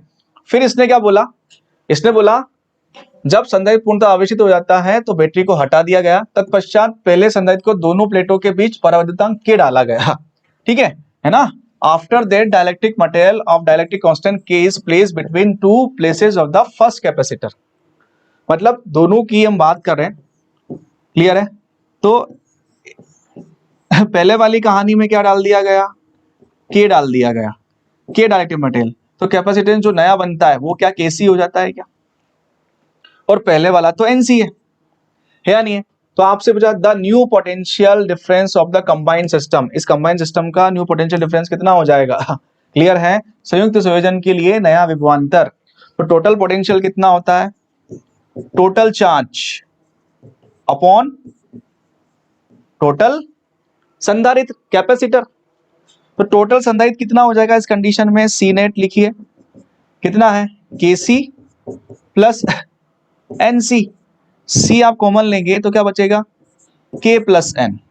क्लियर है, वैल्यू रखिए। Q नेट कितना है, Q नेट है आपका CV N प्लस 1 और ये कितना है C K plus N। Clear है, चलिए तो C से क्या C कटेगा तो मुझे डेल V कितना मिला V N plus 1 upon K plus 1, क्या यही वैल्यू मिली है। तो देखो ऑप्शन C हमारा सही आंसर है। क्लियर है, आगे बढ़ते हैं question number 23। When the current I is flowing through conductor, the drift velocity is V. If 2I current is flowed through the same material but having double the area of cross section, then the drift velocity will be. किसी चालक तार में धारा I होने पर मुक्त इलेक्ट्रॉनों का अनुगमन वेग V है। यदि उसी धातु के परंतु दुगने अनुप्रस्थ क्षेत्रफल के तार में धारा 2I हो तो इलेक्ट्रॉनों का अनुगमन वेग होगा। I इज इक्वल टू कितना है, फिर पहले कितना था NEAVD, मतलब VD उसने दे रखा है NEAV, है ना। I था, वे कितना था V, उसी धातु के परंतु दुगने अनुप्रस्थ क्षेत्रफल में तार में धारा कितनी हो जाती है 2I। आपने क्या कर दिया है ना, क्षेत्रफल को क्या कर दिया दुगना, बाकी सब सेम रहने दिया, क्षेत्रफल को दुगना कर दिया। तो नया वेग जो है और धारा कितनी हो गई 2I, तो नया वेग क्या हो जाएगा भाई? देखिए आपने क्षेत्रफल को दुगना किया है, क्रॉस सेक्शन एरिया आपने बढ़ाया है, कितना किया? दुगना। धारा भी कितनी हो गई? दुगनी, जस्ट डबल हो गई। तो चेंजेस बाकी किसी में आया ही नहीं। तो जो पहले V था क्या वही V डैश है बाद में? तो V डैश क्या है? V है। तो ऑप्शन सी हमारा सही आंसर है। चलिए आगे बढ़ते हैं नेक्स्ट क्वेश्चन की ओर। Question number 24। A wire of resistance R is bent to form a square ABCD as shown in the figure. The effective resistance between E and C is E is midpoint of arm CD. प्रतिरोध R को के एक तार को चित्रानुसार एक वर्ग ABCD में मोड़ा गया है। बिंदु E तथा C के प्रभावी प्रतिरोध का मान होगा। देखो सबसे पहले क्या है, टोटल R तार था जिसको क्या बना दिया गया? वर्ग बना दिया गया, स्क्वायर बना दिया गया। R रेजिस्टेंस को कितना? स्क्वायर। तो स्क्वायर बनाएंगे तो भाई पहले कितना था? पूरा L था। अब वर्ग बनाया है, स्क्वायर बनाया, तो सबके पास कितना है? L/4। उसकी वजह से रेजिस्टेंस कितना हो गया? इस टोटल कितना हो गया? R/4, R/4, R/4, और ये भी कितना हो गया? R/4। क्लियर है? फिर उसके बाद बोला गया कि आपसे कि E और C के बीच में बताना है, और E जो है वो क्या है? मध्य बिंदु। ये क्या है? मध्य बिंदु है ये, ठीक है। ये मध्य बिंदु है, मतलब ये कितना हो गया? ये इसका भी आधा हो गया, मतलब कितना? R/8, और ये भी कितना है? R/8। क्लियर? तो अब सीधी सी बात है, ये वाला पार्ट, ये वाला पार्ट, ये वाला पार्ट और ये वाला पार्ट क्या सीरीज में है? और बाकी ये वाला पार्ट क्या अलग है? तो बना दो, इधर की तरफ बनाओ। 1 2 3 4। देखो पहला कितना है? R/8, दूसरा कितना है? R/4, तीसरा कितना है? R/4, और फोर्थ भी कितना है? R/4। क्लियर है ना? और फिर इसके पैरेलल में कौन जुड़ा हुआ है? R/8। क्लियर है? कहानी समझ में आ रही है आपको? और ये क्या है? E और C, ये क्या सब सीरीज में है? सीरीज में क्या डायरेक्ट जुड़ जाते हैं तो इसका जो कॉम्बिनेशन आ जाएगा वो कितना आएगा भाई? R/8 plus R/4 plus R/4 plus R/4। तो इसका रिजल्टेंट जो निकल कर आया वो कितना हो गया? 2C, मतलब कितना हो गया? 7R/8। ये R/8 है। अब ये और ये दोनों पैरेलल कॉम्बिनेशन में है क्या? है ना भाई? क्या इसका जो मिला मुझे वो कितना मिला? 7R/8, और ये कितना मिला? R/8। अब इन दोनों का R इक्विवेलेंट निकालना है, मतलब क्या है? E और C की कहानी डिस्कस करनी है। तो कितना हो जाएगा? R net 7R/8 multiply by R/8। Parallel combination में R1 R2 upon R1 plus R2। ये R1 7R/8 multiply by R/2 upon 7R1 plus R2, 7R/8 plus R/8। Clear है? चलिए तो इसके बाद क्या हो जाएगा? ये हो गया 7R²/64। कितना हो गया? 8R/8। 8 से 8 कट गया, R से R कट गया, कितना आया? 7R/64। क्या ऑप्शन है? यस, ऑप्शन सी हमारा सही आंसर है। क्लियर है? तो option C is our correct answer. चलिए next question, last question. Square loop is carrying a steady current I and the magnitude of its magnetic dipole moment is m. If the square loop is changed to a circular loop and it carries the same current, the magnitude of the magnetic dipole moment of circular loop will be. एक वर्गाकार वलय में धारा I प्रवाहित करने पर इसके चुंबकीय द्विध्रुव आघूर्ण का परिमाण m होता है। यदि इस वर्गाकार वलय को मोड़कर एक क्या बना दिया गया? वृत्ताकार वलय में परिवर्तित किया जाए, तो उसमें वही धारा प्रवाहित की जाए, तो उस वृत्ताकार वलय के चुंबकीय द्विध्रुव आघूर्ण का परिमाण होगा। क्लियर है भाई? पहले क्या था? पहले था वर्गाकार वलय। क्लियर है? स्क्वायर लूप जिसमें करंट कितनी थी? I, और इसका द्विध्रुव आघूर्ण दे रखा है कितना? कहां गया? Moment loop magnitude of magnetic dipole moment is small m। क्या m दे रखा है? अब हम जानते हैं कि जब मैग्नेटिक डायपोल की बात होती है, द्विध्रुव आघूर्ण की बात होती है, वो होता है I इंटू A। अब यहाँ पे A जो है वो क्या है? वर्गाकार है, मतलब वर्गाकार में क्या मैं इसकी जो वर्ग है, इस वर्ग को क्या मान लूं? इसकी भुजा मान लूं A। क्या मान लूं? A मान लूं। क्लियर है ना? तो यहां से जो करंट मुझे मिलेगी वो क्या हो जाएगी? m/a²। अब इसको मोड़कर क्या बना दिया गया? है ना, वृत्ताकार वलय बना दी गई। क्या? सर्कुलर लूप बना दिया गया। करंट सेम रखी गई, जो पहले थी क्या वही बाद में रखी गई। तो आपसे पूछा गया dipole moment of circular loop. Clear है? अब ध्यान से सुनिएगा, तो उसके लिए नया जो बना, किसके लिए? वृत्ताकार, ठीक है ना, लूप के लिए मैंने बोल दिया एम डैश हो गया, और वो क्या हो गया? आई ए डैश हो गया। अब एम डैश क्या मतलब? आई पाई आर स्क्वायर, पर मुझे नहीं पता आर कितना है क्लियर है? पर मैं ये जानता हूं कि जो लेंथ है, मतलब ए मतलब 4a, वो किसके इक्वल हो जाएगा भाई? इसकी जो परिधि है, पेरीमीटर है इसका, क्लियर है, इसका पेरीमीटर 4a, वो किसके इक्वल हो जाएगा? वृत्त के पैरामीटर के, मतलब इसके कितने?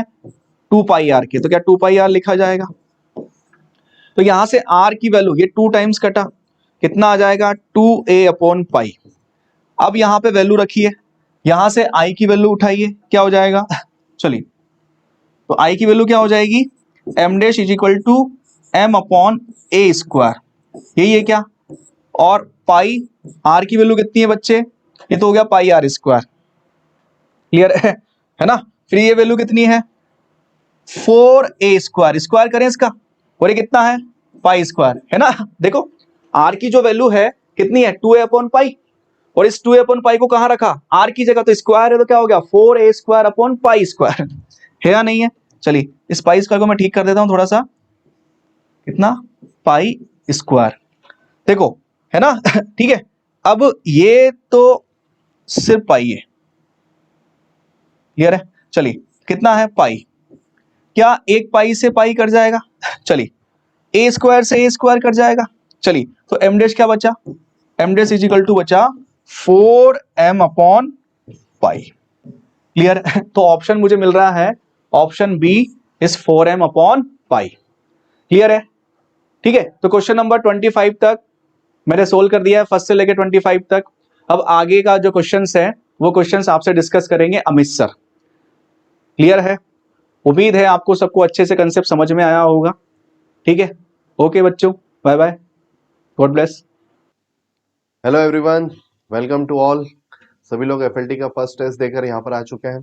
ठीक, पहले 25 क्वेश्चन का सॉल्यूशन मनीष सर बना चुके हैं, और अगले 25 क्वेश्चन का सॉल्यूशन लेकर मैं आपके सामने हूँ। तो 25 क्वेश्चन का सॉल्यूशन मिल गया है, 26 से स्टार्ट करते हैं, ज्यादा समय खराब नहीं करते, सीधे चालू करते हैं। ठीक है, चलो। तो फर्स्ट क्वेश्चन वेक्टर से दिया हुआ है, C equal to A plus B and A is perpendicular to C. C की वैल्यू भी है, तो angle between A and B पूछा है इसने। ठीक, सी ए प्लस बी दिया हुआ है, इसका मतलब यह है कि R vector A plus B है, रिजल्टेंट ए प्लस बी है, और ए परपेंडिकुलर है सी के, मतलब अल्फा की वैल्यू 90 डिग्री की। मैंने बच्चों, जब भी अल्फा 90 डिग्री होता है तो क्या हम कॉस थीटा को माइनस ए बाई बी लिख देते हैं? ठीक है, कॉस थीटा को जब भी हम अल्फा 90 होता है तो माइनस ए बाई बी लिख देते हैं। ठीक, ये एक फॉर्मूला पढ़ा होगा हमने, tan alpha equal to B sine theta upon A plus B cos theta. ठीक, इस फॉर्मूले को सॉल्व करके अल्फा 90 से हम ये वैल्यू लेकर आते हैं। अल्फा 90 यहाँ रख दो, 90 को लिख दो 1/0, और कैलकुलेशन करके आपको ये वैल्यू मिल जाएगी। हाँ, अब हमसे ए और बी के एंगल, बीच का एंगल मतलब थीटा पूछा हुआ है, साथ में रिजल्टेंट की वैल्यू b/2 की वन है। तो रिजल्टेंट का फॉर्मूला लिख सकते हैं, R square equal to A square plus B square plus 2ab cos theta.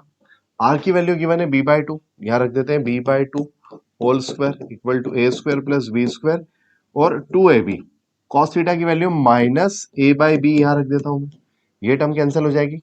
ये हो गया आपका B square by 4 minus B square equal to A square minus 2a square.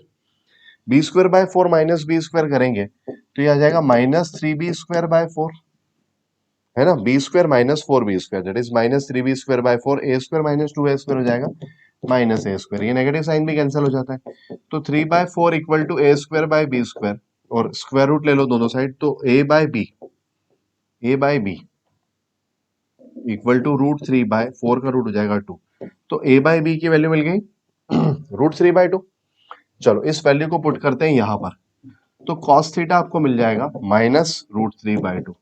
तो जिस वैल्यू के लिए cos थीटा की वैल्यू माइनस √3/2 होती होगी वो करेक्ट आंसर हो जाएगा।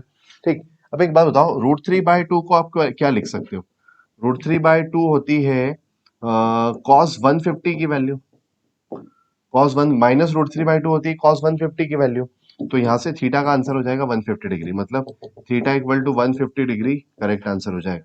चाहो तो क्वाड्रेंट से भी सॉल्व कर सकते हो, आप इसको लिख सकते हो cos 180 माइनस थीटा होता है माइनस cos थीटा।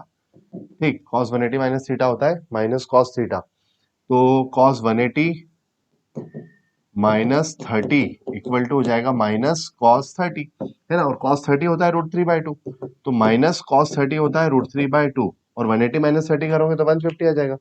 क्वाड्रेंट से सॉल्व करो तो इस तरह से हो जाएगा। डायरेक्ट अगर वैल्यू पता है तो ऐसे कर सकते हो।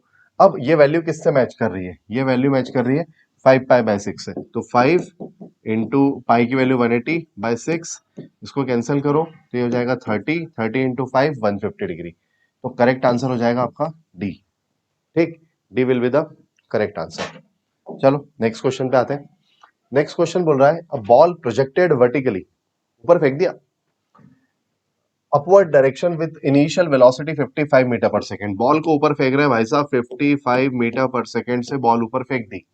The distance travelled in the 6th second, ठीक, तो छठे सेकंड में इसने कितनी डिस्टेंस ट्रेवल करी।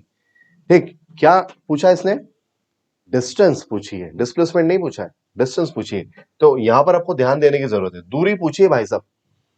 ठीक, क्या पूछा है इसने? Distance travel. जब भी डिस्टेंस पूछता है ना तो आपको थोड़ा ज्यादा ध्यान देने की जरूरत होती है।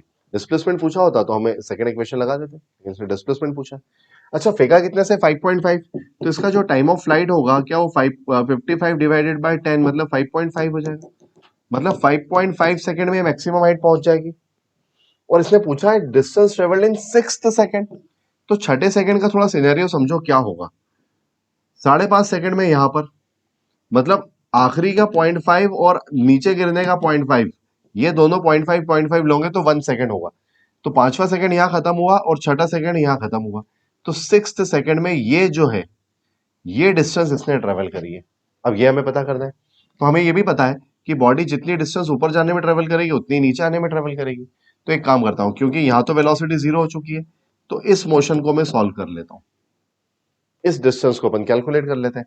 तो ये डिस्टेंस हो जाएगी s equal to ut plus half at square, क्योंकि 0 से स्टार्ट लिया यहां पर आया है, तो इनिशियल वेलोसिटी प्रारंभिक वेग मैंने 0 रख दिया, तो डिस्प्लेसमेंट होगा हाफ, a की वैल्यू ले लेते हैं 10 और 0.5 सेकंड, तो 0.5 स्क्वायर, 0.5 स्क्वायर तो 0.5 दो बार लिख लिया मैंने, ये दे देगा आपको 100, एक जीरो कैंसिल कर दो, इससे 2 बना लो, तो डिस्टेंस आ जाएगी बच्चों 5/4। ठीक, क्या डिस्टेंस आ गई आपकी? डिस्प्लेसमेंट कितना आ गया? 5/4, यहां से यहां तक का डिस्प्लेसमेंट हो गया 5/4, लेकिन हमें ये पूरी डिस्टेंस चाहिए तो हमें इसका डबल करना पड़ेगा। तो जब आपको चाहिए दूरी, डिस्टेंस, तो इसका कर दो 5/4 का डबल, डबल करेंगे तो ये 2 टाइम्स कैंसिल हो जाएगा, 5/2 हो जाएगा 2.5 मीटर, मतलब 2.5 मीटर, ये पूरी डिस्टेंस आ जाएगी आपकी 2.5 मीटर। क्वेश्चन समझ में आया कैसे करा मैंने इसको सॉल्व? मैंने क्या करा, 0.5 सेकंड करके 1 सेकंड बना लिया, पांचवा सेकंड यहाँ खत्म हो रहा है, 5.5 सेकंड में ये मैक्सिमम हाइट पहुंच रहा है, तो आधा इधर और आधा इधर, ये आधा आधा मिला के 6 सेकंड हो गए। अब मैंने ये कहा कि जितना डिस्टेंस ये नीचे आने में ट्रेवल कर रहा है ऊपर जाने में भी तो उतना ही ट्रेवल कर रहा होगा, तो ये नीचे गिरने की, यहां से यहां तक गिरने की डिस्टेंस मैंने इसकी ट्रेवल कैलकुलेट कर ली, ये आया आपका 5/4, 5/4 इधर 5/4 इधर, तो 5/4 का डबल कर दिया, टोटल डिस्टेंस मिल गई 2.5 मीटर। ठीक, 2.5 ऑप्शन में भी है, तो ऑप्शन ए आपका करेक्ट हो जाएगा। ठीक, चलो आते हैं नेक्स्ट क्वेश्चन पे। नेक्स्ट क्वेश्चन है two straight long conductors AOB and COD are perpendicular to each other. दो स्ट्रेट लॉन्ग कंडक्टर है, दोनों परपेंडिकुलर है ना, ऐसा ले लेते हैं AOB, है ना, और दूसरा है COD, है ना, इसमें भी करंट फ्लो हो रहा है, इसमें भी करंट फ्लो हो रहा है, दो लंबे चालक है, दोनों एक दूसरे के लंबवत है, इसमें I1 I2 करंट फ्लो हो रहा है, तो इसमें करंट फ्लो हो रहा है I1 और इसमें करंट फ्लो हो रहा है I2। ठीक, induction at a point P at distance A, यहां से A दूरी पर, यहां से A दूरी पर एक पॉइंट है P, है ना, A डिस्टेंस पे एक पॉइंट P है, इस पे इंटेंसिटी ऑफ मैग्नेटिक फील्ड पूछ रहा है ना, चुंबकीय प्रेरण पूछ रहा है। चुंबकीय प्रेरण मतलब चुंबकीय क्षेत्र की तीव्रता ही होता है। ठीक, यहाँ पर इंग्लिश में भी आप पढ़ो तो मैग्नेटिक इंडक्शन लिखा हुआ है, तो मैग्नेटिक इंडक्शन का मतलब क्या होता है? इंटेंसिटी ऑफ मैग्नेटिक फील्ड ही होता है। चलो करते हैं। एक बात बताओ, ये जो वायर है जिसमें करंट ऊपर जा रहा है उसके कारण जो फील्ड आएगा वो इनवर्ड आएगा, तो यहाँ पर एक फील्ड आ गया B2 जो है क्रॉस, क्रॉस मतलब इनवर्ड, और एक वायर अंदर जा रहा है, इसमें करंट अंदर जा रहा है, तो इसके कारण जो फील्ड आएगा वो डाउनवर्ड आएगा, तो B1 आ गया डाउनवर्ड। तो इस तरह से हमें दो फील्ड मिले, एक अंदर B2 और एक नीचे B1। और अगर ध्यान से देखें तो दोनों के बीच में एंगल 90 डिग्री है, इन दोनों का रिजल्टेंट होगा B, और दोनों ही फील्ड इनफाइनाइट लेंथ के कंडक्टर से दिए हुए। तो इनफाइनाइट लेंथ का कंडक्टर होता है तो इंटेंसिटी होती है mu naught by 4 pi 2I by R. लेकिन इस आर की वैल्यू है ना, फिर से लिख देता हूं मैं इसको, इस आर की जो वैल्यू है 2I1 बाय ए गिवन है यहां से यहां तक।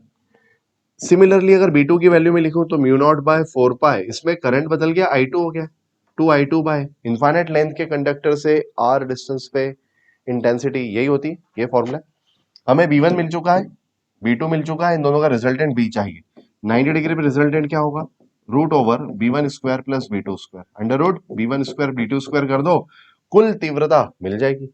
B1 B2 में देखो क्या क्या कॉमन है, म्यू नॉट बाय 4 पाई दोनों में है, 2 बाय ए दोनों में है, तो ये सब तो आप कॉमन ले लो, ठीक है, ये सारी टर्म ले लो कॉमन।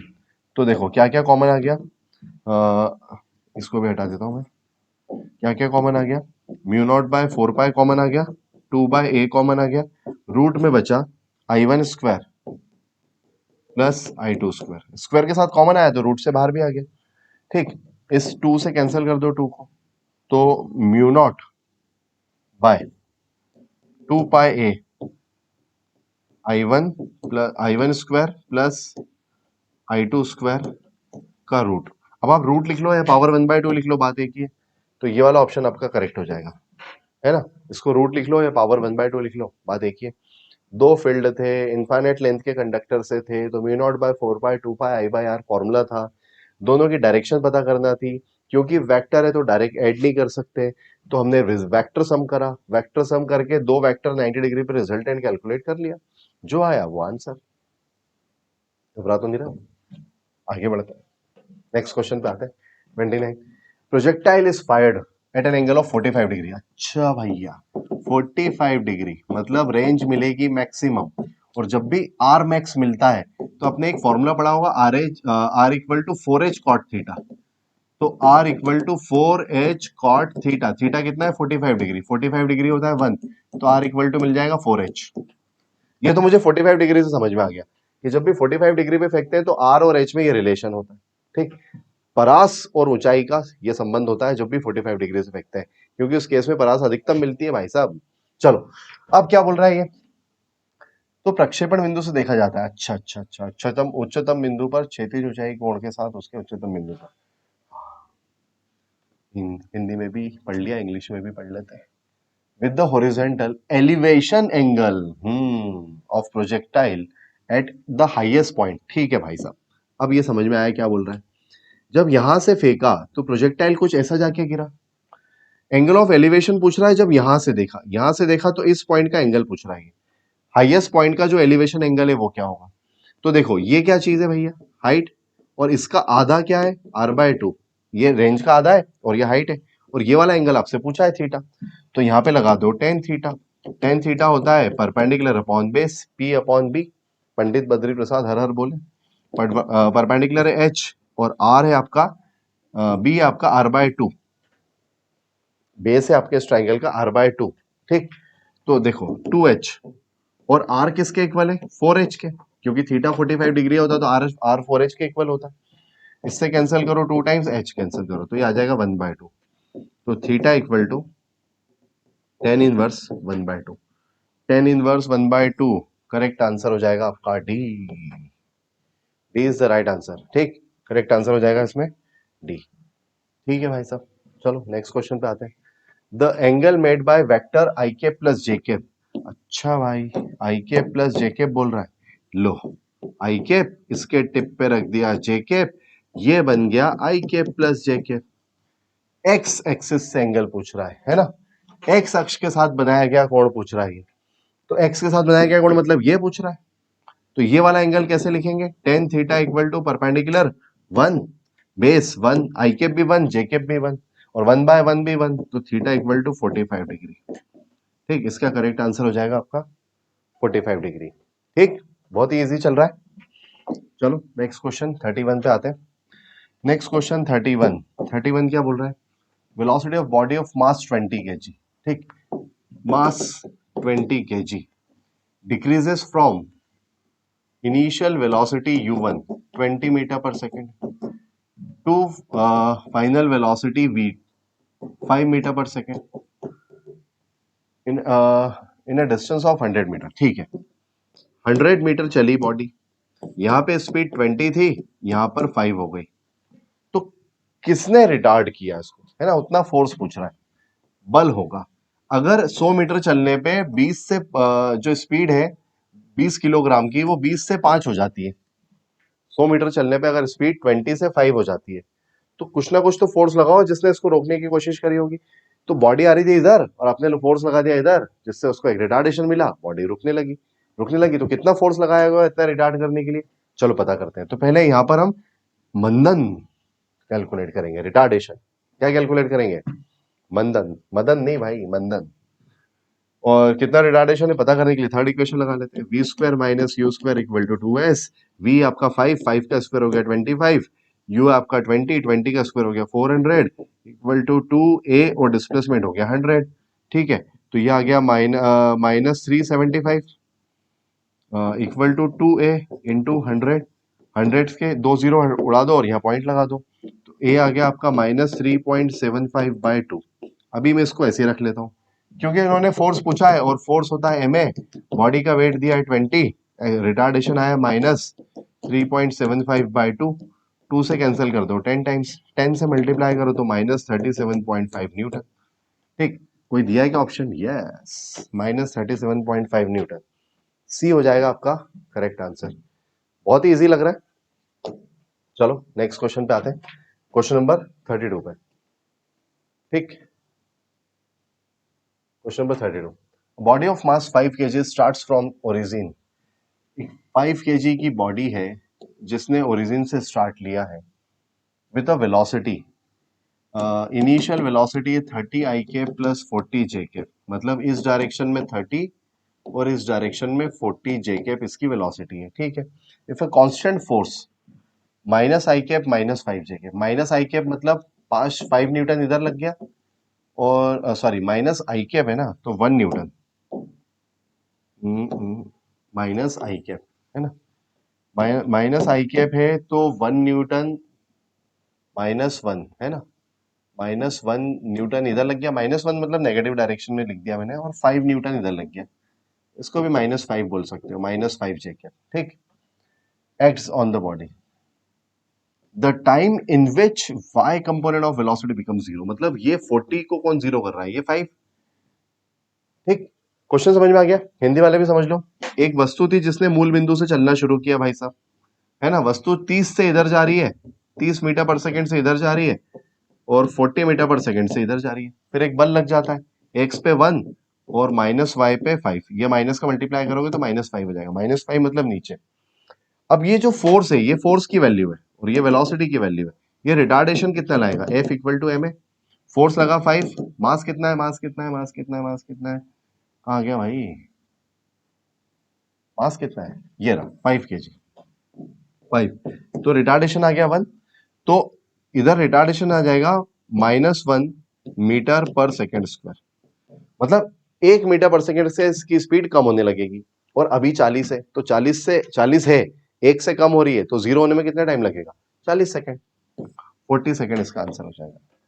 40 अभी है, एक एक से कम कर रहे हो, तो 40 को जीरो करने में 40 सेकेंड लग जाएंगे, ठीक, 40 सेकेंड इसका आंसर हो जाएगा। Next, a ray of light strike a transparent rectangular slab of refractive index √2, ठीक है भाई, इसका रिफ्रैक्टिव इंडेक्स √2 है, इस पे एक लाइट रे आके इंसिडेंट होती है ना, अलग कलर से बना देता हूँ लाइट रे को, ये लाइट रे इंसिडेंट होती है, ठीक, लाइट रे इंसिडेंट हो गई, और ये बना लिया नॉर्मल, तो लाइट का कुछ पार्ट रिफ्लेक्ट होगा और कुछ रिफ्रैक्ट होगा। लाइट इंसिडेंट कितने एंगल पे हुआ है भाई, 45 डिग्री पे, तो ये एंगल 45, तो रिफ्लेक्टेड रे भी 45 हो जाएगी। Angle between reflected and refracted, इसके और इसके बीच का एंगल, इसको डेल्टा बोल देता हूँ, ये डेल्टा पूछा है हमसे। ये 45 है तो ये कैलकुलेट कर सकते हो कि आर कैलकुलेट किया जा सकता है, कैसे कैलकुलेट करेंगे, हमने पढ़ा है mu equal to sine I by sine R. Mu है आपका √2, साइन आई है आपका 45 डिग्री, आर आपको चाहिए तो साइन आर, साइन 45 होता है 1/√2 और ये √2 भी नीचे आ जाएगा तो ये मिलेगा 1/2। तो आर की वैल्यू आ गई आपकी 30 डिग्री। साइन 30 होता है 1/2, तो ये एंगल आ गया आपका 30, ये एंगल हो गया 45, तो 45 प्लस 30 है ना, तो ये आ गया आपका 75 और टोटल है 180, टोटल है 180, तो 180 माइनस 75, 180 माइनस 75 आ गया 105। ऑप्शन सी करेक्ट हो जाएगा, 105 डिग्री एंगल आ जाएगा। रिफ्लेक्टेड और रिफ्रैक्टेड रे के बीच का एंगल, ये 45 है, ये 30 है, तो ये कितना होगा 180 माइनस दिस 75, 105। ठीक है, चलो नेक्स्ट क्वेश्चन पे आते हैं। Question number 34। Body move 6 metre north, north south ऐसे बना रहा हूं मैं, north south east west upward downward. समझ में आया? अपवर्ड डाउनवर्ड भी बनाना पड़ता है, इसलिए नॉर्थ साउथ को हमेशा ऐसा बनाना चाहिए, north south east west upward downward, ये ज्यादा सही तरीका है। Body move 6 metre north, 6 metre north में चली, 8 मीटर ईस्ट, ये रहा ईस्ट, 8 मीटर इधर चली। पहले पता कर लो ये कितना, ये 6, ये 8, तो ये 10, सही है, ये 6, ये 8, तो ये 10 90 डिग्री पे हाइपोटेन्यूस लगा दो। Pythagoras, what is the resultant displacement from, अच्छा एक मिनट, अपवर्ड कितना चली 10 मीटर अपवर्ड, फिर यहां से 10 मीटर ऊपर चली, ठीक, तो यहां से यहां पहुंच गई, कितना चली, ये 10 ये 10, तो 10 और 10 का रिजल्टेंट 10√2, फिर लगा लो पाइथागोरस √10² प्लस 10²। समझ में आया? हिंदी वाले भी समझ लो, 6 मीटर उत्तर में है ना, 6 मीटर उत्तर, उत्तर इधर बनाया मैंने, 6 मीटर उत्तर में, 8 मीटर पूर्व में, ठीक, तो ये कितना हो गया, ये 6 ये 8, तो ये 10 हो गया, फिर 10 मीटर यहां से ऊपर, तो 10 और 10 का 90 डिग्री पर रिजल्टेंट 10√2 हो गया। डायरेक्ट इस तरह से करो, ज्यादा आसान है, ठीक, तो आंसर हो जाएगा आपका 10√2, 34 का आंसर हो जाएगा 10√2। चलो नेक्स्ट क्वेश्चन पे आते हैं। Double convex lens R1 R2 equal to 10, double convex, दोनों तरफ से कॉन्वेक्स, इसकी रेडियस 10, इस वाले की रेडियस -10, इस तरफ -10 हो जाएगी। Refractive index 1.5, having focal length equal to the focal length of a concave mirror, इसकी जो फोकल लेंथ है वो किसी दर्पण, किसी कॉन्केव मिरर की फोकल लेंथ के बराबर है। The radius of curvature of the mirror, ठीक, एक मिरर है जिसकी फोकल लेंथ के बराबर है, तो इसकी रेडियस ऑफ कर्वेचर क्या होगी? हिंदी वाले भी समझ गए क्वेश्चन। एक उत्तलोत्तल, उत्तलोत्तल मतलब या उभय उत्तल या फिर डबल कॉन्वेक्स का मतलब क्या होता है, दोनों साइड से कॉन्वेक्स, ये वाला लेंस R1 R2 दिया है, इसकी जो फोकल लेंथ है वो किसी मिरर की फोकल लेंथ के बराबर है ना, तो अगर हम ये पता कर ले तो हमें ये मिल जाएगा, और इसका डबल कर दे तो इसका R मिल जाएगा। समझ गए क्वेश्चन? इसके लिए रेडियस पूछिए, लेंस की फोकल लेंथ मिरर के बराबर है, लेंस की फोकस दूरी दर्पण के बराबर है, और दर्पण का वक्रता त्रिज्या पूछिए, तो सोचो अगर आपको FM मिल गया तो उसका डबल कर दो, R मिल जाएगा, और FM क्या है, FL ही है, और FL क्या है, लेंस की फोकल लेंथ। लेंस की फोकल लेंथ कैलकुलेट करने के लिए 1/FL equal to mu -1, 1/R1 minus 1/R2 लगा सकते हैं। म्यू है 1.5 -1, R1 है 10, R2 है -10, तो ये हो जाएगा +10, 1.1.5 में से 1 गया तो आधा बचा है ना, और ये हो गया आपका 2/10, तो लेंस की फोकल लेंथ आ गई 10, फोकल लेंथ ऑफ लेंस आ गई 10, तो फोकल लेंथ ऑफ मिरर भी आ गई 10, रेडियस ऑफ मिरर क्या होगी 2 times of focal length of mirror, तो ये आ जाएगा 20। 20 कोई ऑप्शन दिख रहा है? Yes, 20 will be the correct answer, सही आंसर 20 हो जाएगा। ठीक है, चलो नेक्स्ट क्वेश्चन पे लाते हैं। क्वेश्चन नंबर 36 बोल रहा है वेरिएबल फोर्स, वेरिएबल, बहुत बढ़िया, पहली लाइन में लिखा है variable, 3x² IK plus 4yJK, इतना फोर्स लग गया, वेरिएबल लगा है भैया, वेरिएबल है ना, परिवर्ती, परिवर्ती शब्द जब भी दिख जाए समझ जाओ इंटीग्रेशन होने वाला है, वेरिएबल फोर्स दिख गया वर्ड तो क्या समझ जाओ, इंटीग्रेशन होने वाला है, तो एक वेरिएबल फोर्स है जो इस पे लग रहा है, ठीक, और ये वेरिएबल फोर्स क्या कर रहा है, चलो समझते हैं। X on a particle, force in Newton and X in meter, change in kinetic energy of particle, it move from point 2,3 से, ठीक है, 2,3 से उठा के कहाँ ले गया 3,0 पे, मतलब जो x कोऑर्डिनेट है वो 2 से 3 हो गया, और जो y कोऑर्डिनेट है वो 3 से 0 हो गया, और पूछ क्या रहा है what is change in kinetic energy, गतिज ऊर्जा में परिवर्तन पूछ रहा है। ठीक, ये बोल रहा है कण की गतिज ऊर्जा में परिवर्तन क्या होगा, ये इस बिंदु से इस बिंदु चले जाता है तो गतिज ऊर्जा में परिवर्तन क्या होगा। तो क्या चेंज इन काइनेटिक एनर्जी को हम लिख सकते हैं वर्क डन, कार्य ऊर्जा प्रमेय। गतिज ऊर्जा में जो परिवर्तन होता है वही तो कार्य के बराबर होता है, और क्योंकि परिवर्ती बल द्वारा किया गया कार्य है ना, ये वेरिएबल फोर्स ने किया है, तो इसको लिख सकते हैं integration of F D X. मतलब अगर हमने integration F D X calculate कर लिया तो चेंज इन काइनेटिक एनर्जी मिल जाएगा। करते हैं, change in kinetic energy equal to integration F. F है आपका 3x², इसका होगा dx प्लस फिर है 4, इसका होगा y के रिस्पेक्ट में। x कोऑर्डिनेट आपका 2 से 3 तक चेंज हुआ है तो 2 से 3 लिमिट यहाँ आ जाएगी। y कोऑर्डिनेट 3 से 0 तक चेंज हुआ है तो लिमिट यहाँ आ जाएगी 3।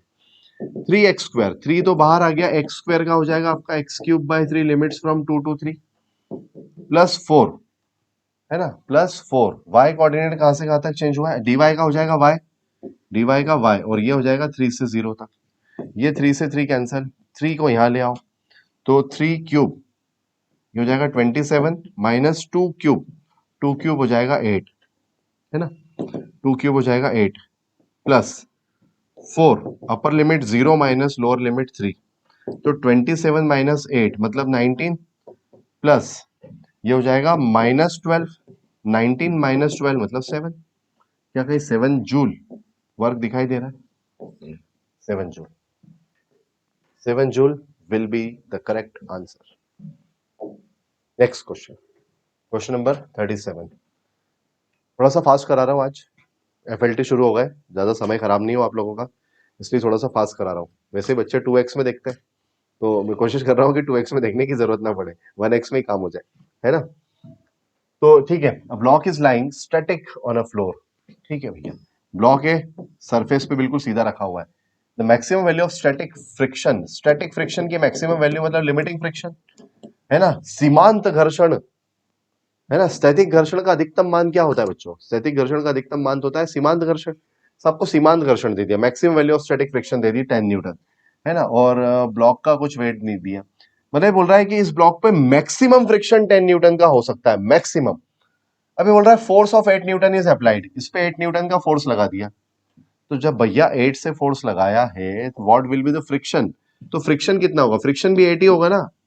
8 से धक्का दोगे तो फ्रिक्शन भी 8 ही आएगा। 10 आ गया तो ब्लॉक तो 2 से पीछे चल जाएगा। तो फ्रिक्शन चलाता है कि रोकता है, फ्रिक्शन तो रोकता है। तो अगर आप 10 न्यूटन का फ्रिक्शन है तो आपको इसे चलाने के लिए कम से कम 10 या उससे ज्यादा फोर्स लगाना पड़ेगा, लेकिन आप तो 8 ही लगा रहे हो तो चलेगा थोड़ी। तो 8 को कैंसिल करने के लिए फ्रिक्शन कितना चाहिए, 8 ही चाहिए। 8 न्यूटन का फोर्स, 8 न्यूटन का फ्रिक्शन। ठीक, तो फ्रिक्शन भी इस पे 8 न्यूटन ही आने वाला है। करेक्ट आंसर हो जाएगा इसका 8 न्यूटन। इसमें कुछ भी सॉल्व नहीं करना था, बहुत ही इजी कैटेगरी का क्वेश्चन था। क्वेश्चन नंबर 38 पे आते हैं। Water falls from a height of 45 metre. भैया बहुत बढ़िया, झरने से पानी गिर गया, ब्लू है पानी है ना, ब्लू है पानी, पानी झरने से पानी गिरा, ये गिरा, ये गिरा, ये गिरा, यहाँ पे टकरा है। 1/3 kinetic energy of water is converted into heat. तो यहाँ पे काइनेटिक एनर्जी कितनी है वो तो पता कर लो, कितनी हाइट से गिर रहा है, 45 मीटर की हाइट से गिर रहा है ना, यहाँ से यहाँ तक जो हाइट है 45 मीटर। तो काइनेटिक एनर्जी लोएस्ट पॉइंट पे वही होगी जो इनिशियल पॉइंट पे पोटेंशियल एनर्जी थी। यहाँ पे जो पोटेंशियल एनर्जी होगी वही यहाँ काइनेटिक बन जाएगी। तो काइनेटिक पता कर लो, काइनेटिक क्या होगी, m, g की वैल्यू 10, हाइट की वैल्यू 450। तो ये आ गया आपका 450 या 45, सॉरी 45 है ना, 45। तो एक जीरो हटा दो, तो ये आ गया आपका 450 m। ये आ गई काइनेटिक एनर्जी। अब ये बोल रहा है काइनेटिक एनर्जी का 1/3 है ना, हिंदी में बता देता हूँ, काइनेटिक एनर्जी का 1/3 उष्मा में बदल जाता है। उष्मा कहाँ है भैया, ये काइनेटिक एनर्जी का 1/3 मतलब पहले 450 का 1/3 कर लो। तो इसका 450 का जब हम 1/3 करेंगे है ना, तो ये कितना मिलेगा 150 m। 450 m का 1/3 हो गया 150 m, और ये 150 m किस में बदल गया, हीट में। अगर ये हीट में बदल गया तो कितना टेम्परेचर में चेंज आएगा, तो 150 m equal to ms delta T, heat को लिख देंगे ms डेल्टा टी। मास जो भी था वो कैंसिल हो गया, मास की जरूरत नहीं थी, झरने से कितना पानी गिर रहा है वो तो बता ही नहीं पाएंगे, तो मास m ले लिया, मास की जरूरत नहीं थी, बाद में कैंसिल कर दिया। अच्छा एक बात बताओ, ये सारी वैल्यू जूल में चल रही है अपनी, तो स्पेसिफिक हीट पानी की विशिष्ट ऊष्मा भी हमें जूल वाली लेना पड़ेगी। तो ये हो गया आपका 150 और स्पेसिफिक हीट जूल में होती है 4200 डेल्टा टी। इसको डिवाइड लगा लो तो delta T equal to 15 divided by 4200। जब आप इसको डिवाइड लगाओगे तो ये 0.035 डिग्री सेंटीग्रेड वाला पॉइंट ऑप्शन आपको मिल जाएगा, है ना। चाहो तो डिवाइड लगा के देख लेना, तो करेक्ट आंसर हो जाएगा बच्चों डी, है ना। मेरे ख्याल से कॉन्सेप्ट समझ गए होंगे, है ना। कॉन्सेप्ट समझना ज्यादा इंपॉर्टेंट है, किस तरह से क्वेश्चन सॉल्व हो रहा है, क्या कॉन्सेप्ट लग रहा है, वो समझना ज्यादा इंपॉर्टेंट है। वो समझते जाओगे तो इस तरह की प्रॉब्लम्स ही नहीं होगी, बहुत आसान हो जाएगी। चलो क्वेश्चन नंबर 39 पे आते हैं। एक पतली एक समान छड़ का जड़त्व गुण आई है, इसके केंद्र से होकर जाने वाले लंबवत अक्ष के परितः घूम रही है। यदि छड़ को मोड़कर वलय के रूप में अच्छा इसका जड़त्व गुण आई बाय डैश का अनुपात होगा, ठीक है। क्वेश्चन बोल रहा है moment of inertia of a thin uniform rod about a perpendicular axis passing through it's and is I. ये रॉड है, यहां से जो एक्सिस जा रहा है इसका मोमेंट ऑफ इनर्शिया आई है और इसकी वैल्यू हमें पता है 1/2 ml² होती है। इसका मतलब एल है इसकी लेंथ, एम है इसका मास। क्वेश्चन बोल रहा है इसको मोड़कर हमने क्या बना दिया, रिंग बना दिया। रिंग बना दिया तो लेंथ तो अभी भी एल ही है, लेकिन वो एल 2πr बन चुका है, तो 2πr इक्वल टू एल, तो L equal to R equal to L by 2π। और moment of inertia about the diameter, diameter मतलब ये वाला, ये डायमीटर के अबाउट, तो आईडी मतलब डायमीटर व्यास के परितः इसका जो मोमेंट ऑफ इनर्शिया होता है वो होता है mr² बाय 2, हाफ mr², है ना। और इसको आई डैश बोल रहा है ये, और आई और आई डैश का रेशो पूछ रहा है। क्वेश्चन बोल रहा है कि इस रॉड का मोमेंट ऑफ इनर्शिया सेंटर वाले एक्सिस से आई है, इसको मोड़ के रिंग बना दो। जब मोड़ के रिंग बना देंगे तो रिंग के व्यास के परितः इसका जड़त्व गुण आई डैश है। तो इस आई डैश और इस आई का रेशियो पूछ रहा है। तो देखो आई बाय आई डैश, यही पूछा ना, हाँ यही पूछा। आई की value ml² by 12, I dash की value mr² by 2, mr² by 2, m तो उड़ा दिया।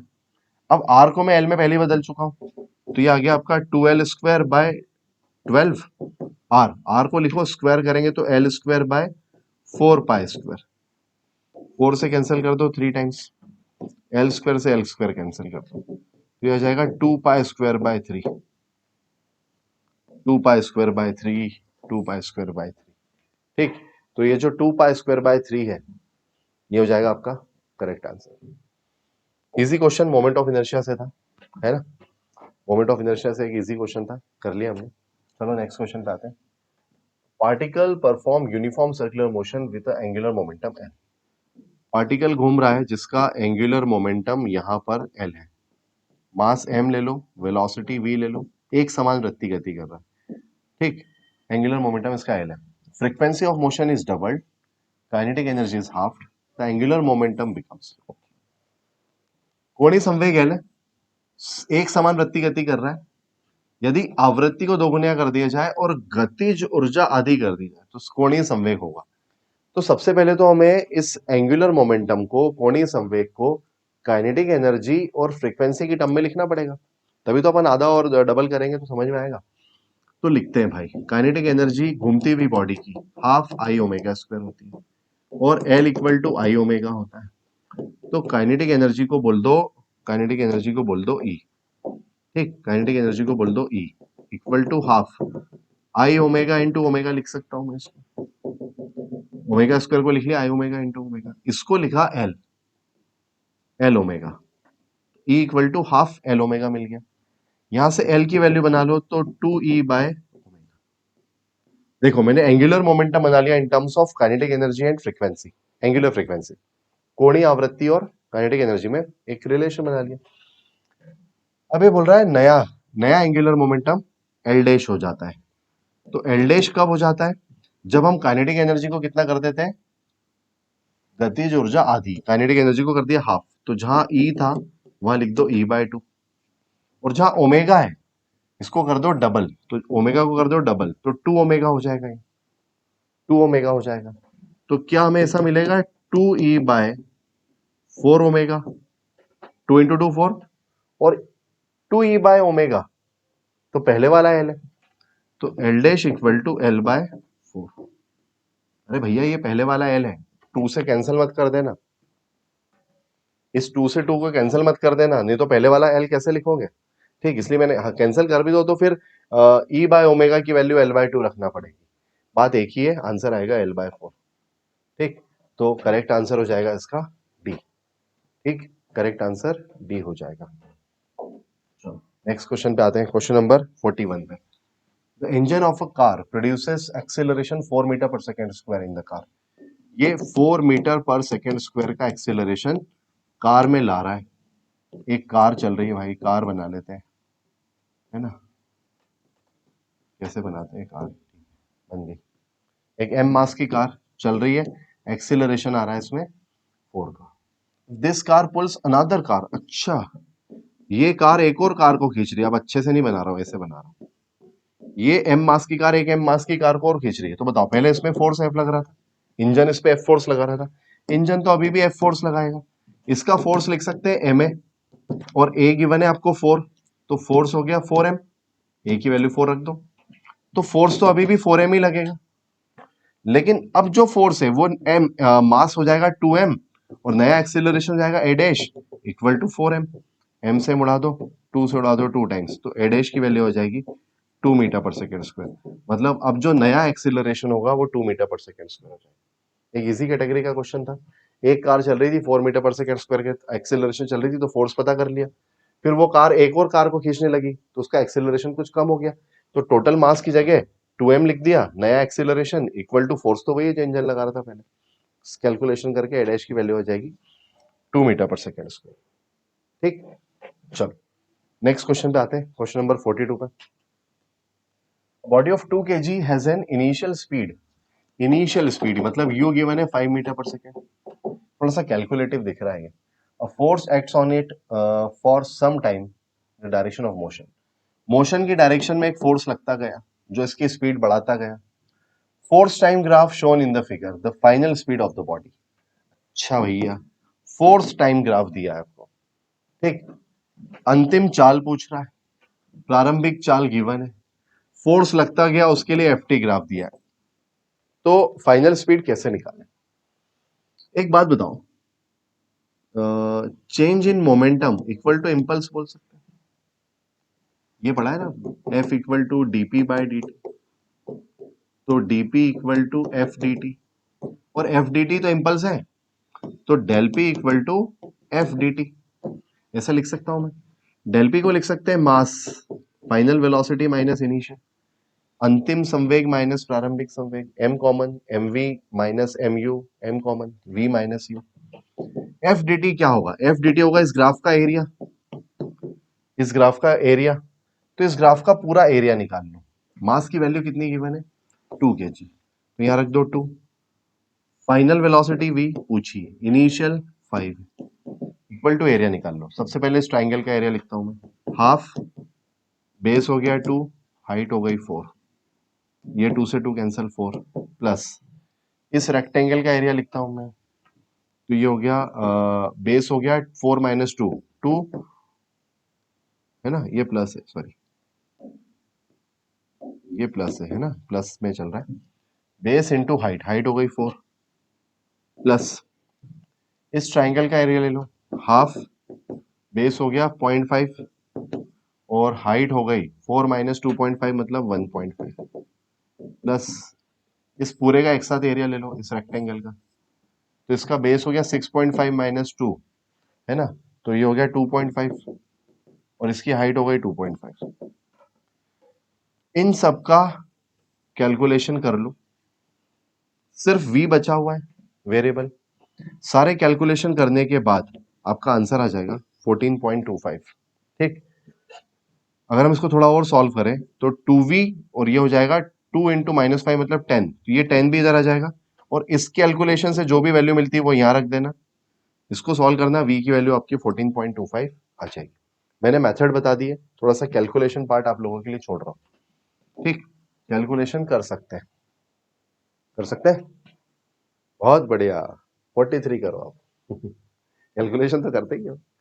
चलो 43, बॉडी वेट 70 ग्राम, मास कितना है इसका, सॉरी 70 नहीं 700 ग्राम, ग्राम में दिया भाई, ग्राम वेट, ग्राम वेट बोल दिया मतलब dyne on the surface of earth. ठीक है भैया, अर्थ अर्थ गलत लिखा है, ई कैपिटल होना चाहिए।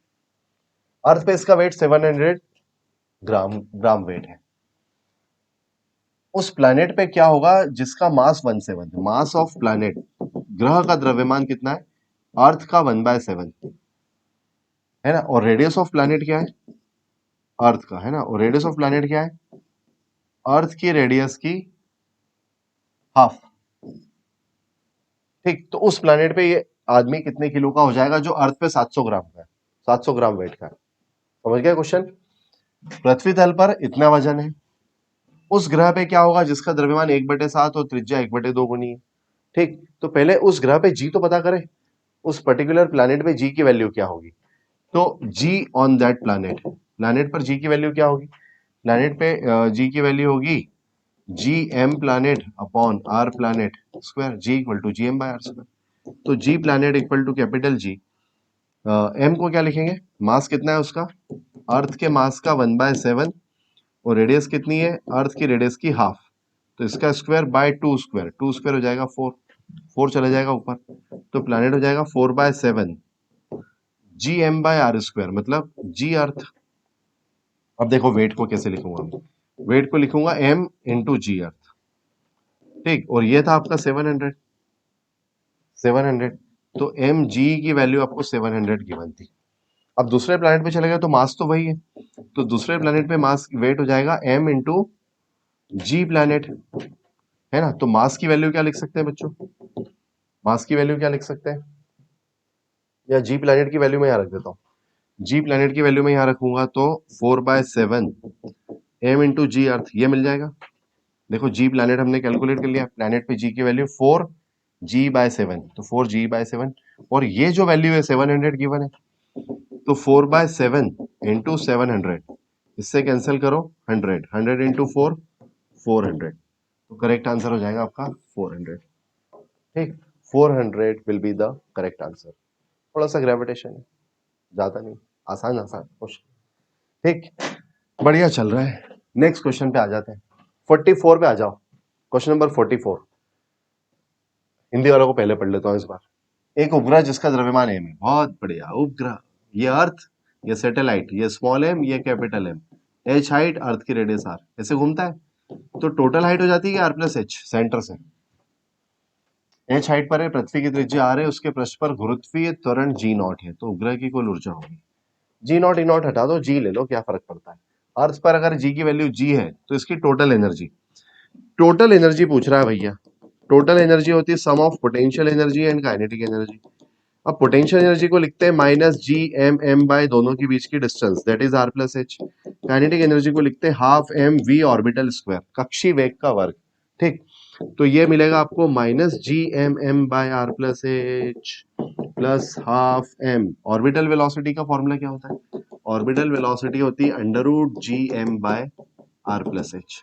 इसका स्क्वायर कर दो, स्क्वायर कर देंगे तो G M by R plus H, ये मिल जाएगा। तो total energy equal to, LCM आ जाएगा आपका twice R plus H, R plus H, R plus H cancel, 2 से मल्टीप्लाई तो minus 2 G M M plus G M M, तो टोटल एनर्जी मिल गई minus G M M bye 2 R plus H. लेकिन question बोल रहा था किसकी टर्म में बदल दो इसको, satellite in terms of g naught, और जी नॉट क्या है?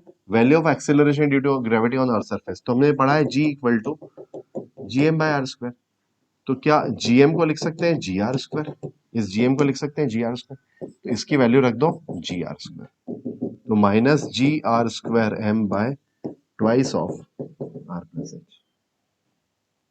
जी G R square M by twice R plus H और माइनस साइन सब मैच कर रहा है, ऑप्शन सी कुछ मैच कर रहा है, तो option C will be the correct answer. ठीक है, देख लो बच्चों एक बार, समझ गए? पोटेंशियल काइनेटिक का सम करा, थोड़ा सा कैलकुलेशन था, कैलकुलेटिव क्वेश्चन है, कोई बहुत ज्यादा दिमाग लगाने वाली चीजें नहीं है इसमें। चलो 45, 45 क्या बोल रहा है? Which of the following graph depicts spring constant K varies length. ठीक है, तो बहुत ही आसान है, F equal to minus of K X होता है बच्चों, अगर आप माइनस साइन को नेग्लेक्ट भी कर दो तो एफ इक्वल टू के एक्स होता है। ठीक, तो स्प्रिंग लेंथ वर्सेस के और एल, के और एक्स में रिलेशन चाहिए तो K equal to F by X लिख लो, और फोर्स अगर कांस्टेंट हो तो के इनवर्सली प्रोपोर्शनल टू एक्स हो गया। और जो भी दो राशियां, दो क्वांटिटीज आपस में इनवर्सली प्रोपोर्शनल होती है उसका ग्राफ बनता है रेक्टेंगुलर हाइपरबोला, मतलब डी। तो डी हो जाएगा आपका सही जवाब। क्वेश्चन नंबर 46 पे आ गए आप। चलो 46 भी करते हैं। The ratio of the length of two wire A and B same material, same material मतलब y1 इक्वल टू y2, दोनों का यंग्स मॉडुलस सेम हो गया। लेंथ का रेशियो 1:2 है तो L1 अपॉन L2 दे दिया 1:2, and the ratio of their diameter is 2:1। D1 upon D2, diameter का रेशियो दिया है 2:1। They are stretch by the same force, मतलब F1 equal to F2, force भी सेम लगा दिया। The ratio of increase in length, increase in length, तो इसको increase को मैं स्मॉल एल बोल देता हूँ, ओरिजिनल को कैपिटल एल बोल देता हूँ। इंक्रीज इन लेंथ भी आ गया है टर्म, तो इसको बोल दो L1 अपॉन L2 1:2, और इंक्रीज इन लेंथ को L1 अपॉन L2 बोल दो। ये हमसे पूछा है, ठीक। एक ही पदार्थ के बने हैं मतलब यंग्स प्रत्यास्थता गुणांक बराबर, समान बल लगा रहे हैं मतलब F1 F2 बराबर, लंबाइयों का अनुपात और व्यासों का अनुपात दे रखा है, इस तरह से लंबाई और व्यास का अनुपात दे रखा है, और लंबाई में परिवर्तन का अनुपात पूछ रहा है। तो देखो फर्स्ट पायर के लिए अगर हम यंग्स मॉडुलस लिखें तो इसके लिए फॉर्मूला होता है बच्चों mgl upon pi R square L, है ना, ये पढ़ा होगा आपने, pi R square small L. तो ये जो mg है ये फोर्स होता है, या फिर आप इसको ऐसा भी लिख सकते हो force upon area change in length upon original length, लिख सकते हैं। क्योंकि y और f सेम है तो y बाय f का रेशियो ले लेते हैं। y बाय f का रेशियो क्या हो गया, कैपिटल L अपॉन एरिया को लिखो पाई आर स्क्वायर एल, ऐसा लिख सकते हैं। दोनों का y बाय f सेम है तो इसमें लिखो L1 R1 L1 equal to L2 pi R2 square L2, क्योंकि y बाय f दोनों का सेम है तो इसका जो है वही इसका है। अब स्मॉल L1 अपॉन L2 हमसे पूछा गया है, पाई से पाई कैंसिल कर देते हैं, तो L1 upon R1 square into R2 square upon L2 equal to, ये स्मॉल L1 इधर चला गया अपॉन L2, ऐसा लिख सकते हैं। अब ये जो लेंथ का रेशियो है ये तो गिवन है, हमें कितना गिवन है, ये 1:2, इसको रख दिया 1:2। अब डायमीटर रेडियस है यहाँ में, डायमीटर का रेशियो गिवन है तो R2 को लिख लो D2 स्क्वायर अपॉन 4, और R1 स्क्वायर को लिख लो D1 स्क्वायर अपॉन 4, 4 से 4 cancel equal to L1 upon L2, तो 1:2। D1 अपॉन D2 की वैल्यू है 2:1, तो D2 बाय D1 की वैल्यू हो जाएगी 1:2, तो यहाँ रख दो 1:2 का square equal to L1 by L2, 2 square हो जाएगा 4 और 4 इंटू 2 हो जाएगा 8, तो 1/8 L1 L2 का रेशियो आ जाएगा 1:8। ठीक है बच्चों, समझ गए, L1 L2 का रेशियो आ जाएगा आपका 1:8। इजी क्वेश्चन था ये भी, है ना। चलो नेक्स्ट क्वेश्चन पे आते हैं, दैट इज क्वेश्चन नंबर 47। ये बोल रहा है the Young's modulus of wire of length L and radius R is y, Young's modulus y, the length and radius are reduced to L/2 R/2 then the Young's modulus will be। ठीक है, बहुत ही आसान question है। L लंबाई का तार है, R त्रिज्या है, और यंग मापांक इसका इतना है। लंबाई हमने बदल दी, रेडियस बदल दी, तो नया यंग्स मॉडुलस क्या होगा, वही होगा भाई। Young's modulus is a materialistic constant, जो मटेरियल बदलने से ही बदलता है। जब तक मटेरियल नहीं बदलेगा तब तक यंग्स मॉडुलस नहीं बदलेगा। एक छोटे वायर एक बड़े वायर अगर सेम मटेरियल के हैं तो सेम यंग्स मॉडुलस रखते हैं। कॉपर के छोटे वायर का या पतले वायर का यंग्स मॉडुलस भी है, वही है जो कॉपर के बड़े वायर और मोटे वायर का यंग्स मॉडुलस है। तो यंग्स मॉडुलस किस पे डिपेंड करता है, मटेरियल पे। जब तक मटेरियल नहीं बदलेगा तब तक यंग्स मॉडुलस नहीं बदलेगा, इसका मतलब आंसर y ही होगा। चलो next question 48। 3 equal charges Q1 Q2 Q3, सबकी वैल्यू Q है, are placed on 3 corners of a square बना लो, ए, सारी साइड्स ए, ठीक। सभी के कॉर्नर पे क्या रख दिया हमने, Q, 3 चार्जेस रख दी, Q Q Q, इसको Q1 बोल रहा है, इसको Q2 बोल रहा है, इसको Q3 बोल रहा है, साथ में बोल रहा है सब Q है। Force between Q1 and Q2, Q1 Q2 के बीच में फोर्स मतलब इन दोनों के बीच में फोर्स F1 है। Q1 Q3 मतलब इन दोनों के बीच में फोर्स F2 है। तो F1 अपॉन F2 पूछ रहा है। ठीक है भाई, F1 अपॉन F2, ये डिस्टेंस है तो ये वाली कितनी, ये डिस्टेंस है तो ये कितनी, स्क्वायर का डायगोनल है रूट 2, क्या होगा ये रूट 2, भूल तो नहीं गए। F1 upon F2 equal to force क्या होगा, कांस्टेंट आ जाएगा के, इन दोनों का प्रोडक्ट करेंगे तो Q into Q divided by distance a square, F2 इन दोनों के बीच में है तो ये आ जाएगा कांस्टेंट के, Q into Q divided by distance a root 2 का स्क्वायर, ये टर्म कैंसल, ये चले जाएगा ऊपर, F1 upon F2 2a square by a square, तो आंसर आ जाएगा 2:1 और 2 इज द करेक्ट आंसर। समझ गए, इजी कैटेगरी का था ये भी। चलो नेक्स्ट क्वेश्चन पे आते हैं। नेक्स्ट क्वेश्चन क्या बोल रहा है, if charges Q, Q and 3Q are at distance A and 2A respectively, A ये वाला डिस्टेंस A और ये 2 है, तो इसकी वैल्यू क्या हो कि ये इक्विलिब्रियम में हो। ठीक है, तीन आवेश Q, Q और 3Q ऐसे रखे हैं कि इनके बीच की डिस्टेंस A 2A है, तो इसकी वैल्यू क्या हो कि ये संतुलन में हो।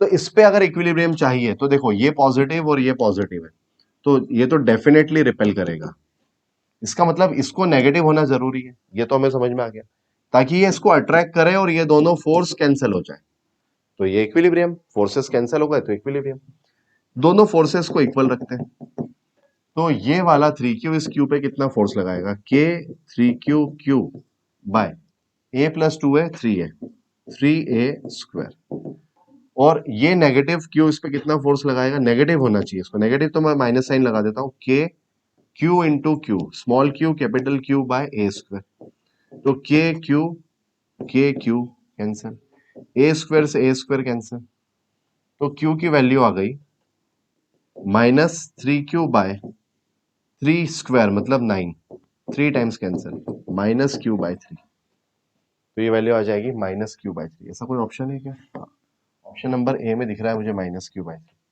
Option A will be the correct answer. बस खत्म हो गया है ना, जल्दी कर दिया आज थोड़ा सा, ठीक, मुझे लगा बड़ा ज्यादा समय खराब नहीं करना चाहिए, जल्दी जल्दी बताता हूँ, जल्दी जल्दी कर लो भाई। एक और question, for the given cyclic process C A B as shown for the case the work done is, work done अंदर अंदर का एरिया निकाल दो, है ना, cyclic process PV diagram, PV diagram में वर्क क्या होता है, देखो ये पास्कल में और ये मीटर क्यूब में, मतलब पीवी डायग्राम अंदर अंदर का ये एरिया निकाल दो, यही वर्क डन होता है, तो ये वाला एरिया हो जाएगा आपका हाफ बेस इनटू हाइट, तो हाफ बेस कितना हो गया कितना हो गया कितना हो गया 5 माइनस 1, ये हो गया 4, और हाइट कितनी हो गई कितनी हो गई कितनी हो गई 6 माइनस 1, ये हो गई 5, 2 times cancel, 10 joule, C 10 joule is the correct answer. ठीक, होपफुली सभी ने बिल्कुल सही क्वेश्चंस किए थे, सही आंसर्स टिक किए थे और बहुत अच्छे मार्क्स लेकर आ रहे हो, और सभी वीडियोस को प्रॉपरली पूरा देखा करो बच्चों, एक कॉपी बना लो, सभी का एनालिसिस करो, क्योंकि जो क्वेश्चन आपने सही कर दिए है वो आपके लिए इतने इंपॉर्टेंट नहीं थे जितने जो गलत किए इंपॉर्टेंट है, क्योंकि जिस क्वेश्चन को आपने गलत किया है उसमें क्या गलती हुई है यही सीखने वाली बात थी। ठीक है, तो अगर आप उन चीजों से सीखोगे, उन्हें सॉल्व करोगे, तो वो गलतियां आगे जाकर एग्जाम में नहीं होगी, तो एग्जाम में गलतियां ना हो इसलिए उन्हें लिखो, उन्हें याद करो, ये शॉर्ट नोट्स बनेंगे, लास्ट में उन्हें रिवाइज करो और अपना कॉन्फिडेंस बिल्कुल गिरने मत दो। ठीक, अभी और भी एफएलटीज बाकी है, हर एफएलटी के साथ कुछ नई चीजें सीखते जाओगे, और फाइनली आखिरी आखिरी के लास्ट लास्ट एफएलटीज में आपका फुल कॉन्फिडेंस आ जाएगा, नीट के जस्ट पहले फुल कॉन्फिडेंस आ जाएगा, उसके बाद नीट दो और एक मेडिकल में सीट सिक्योर करो। ठीक है, चलो थैंक यू वेरी मच, अगले वीडियो में मिलते हैं, अगले एफएलटी में फिर एक सॉल्यूशन लेकर आते हैं आपके लिए, मिलते हैं, थैंक यू, बाय बाय।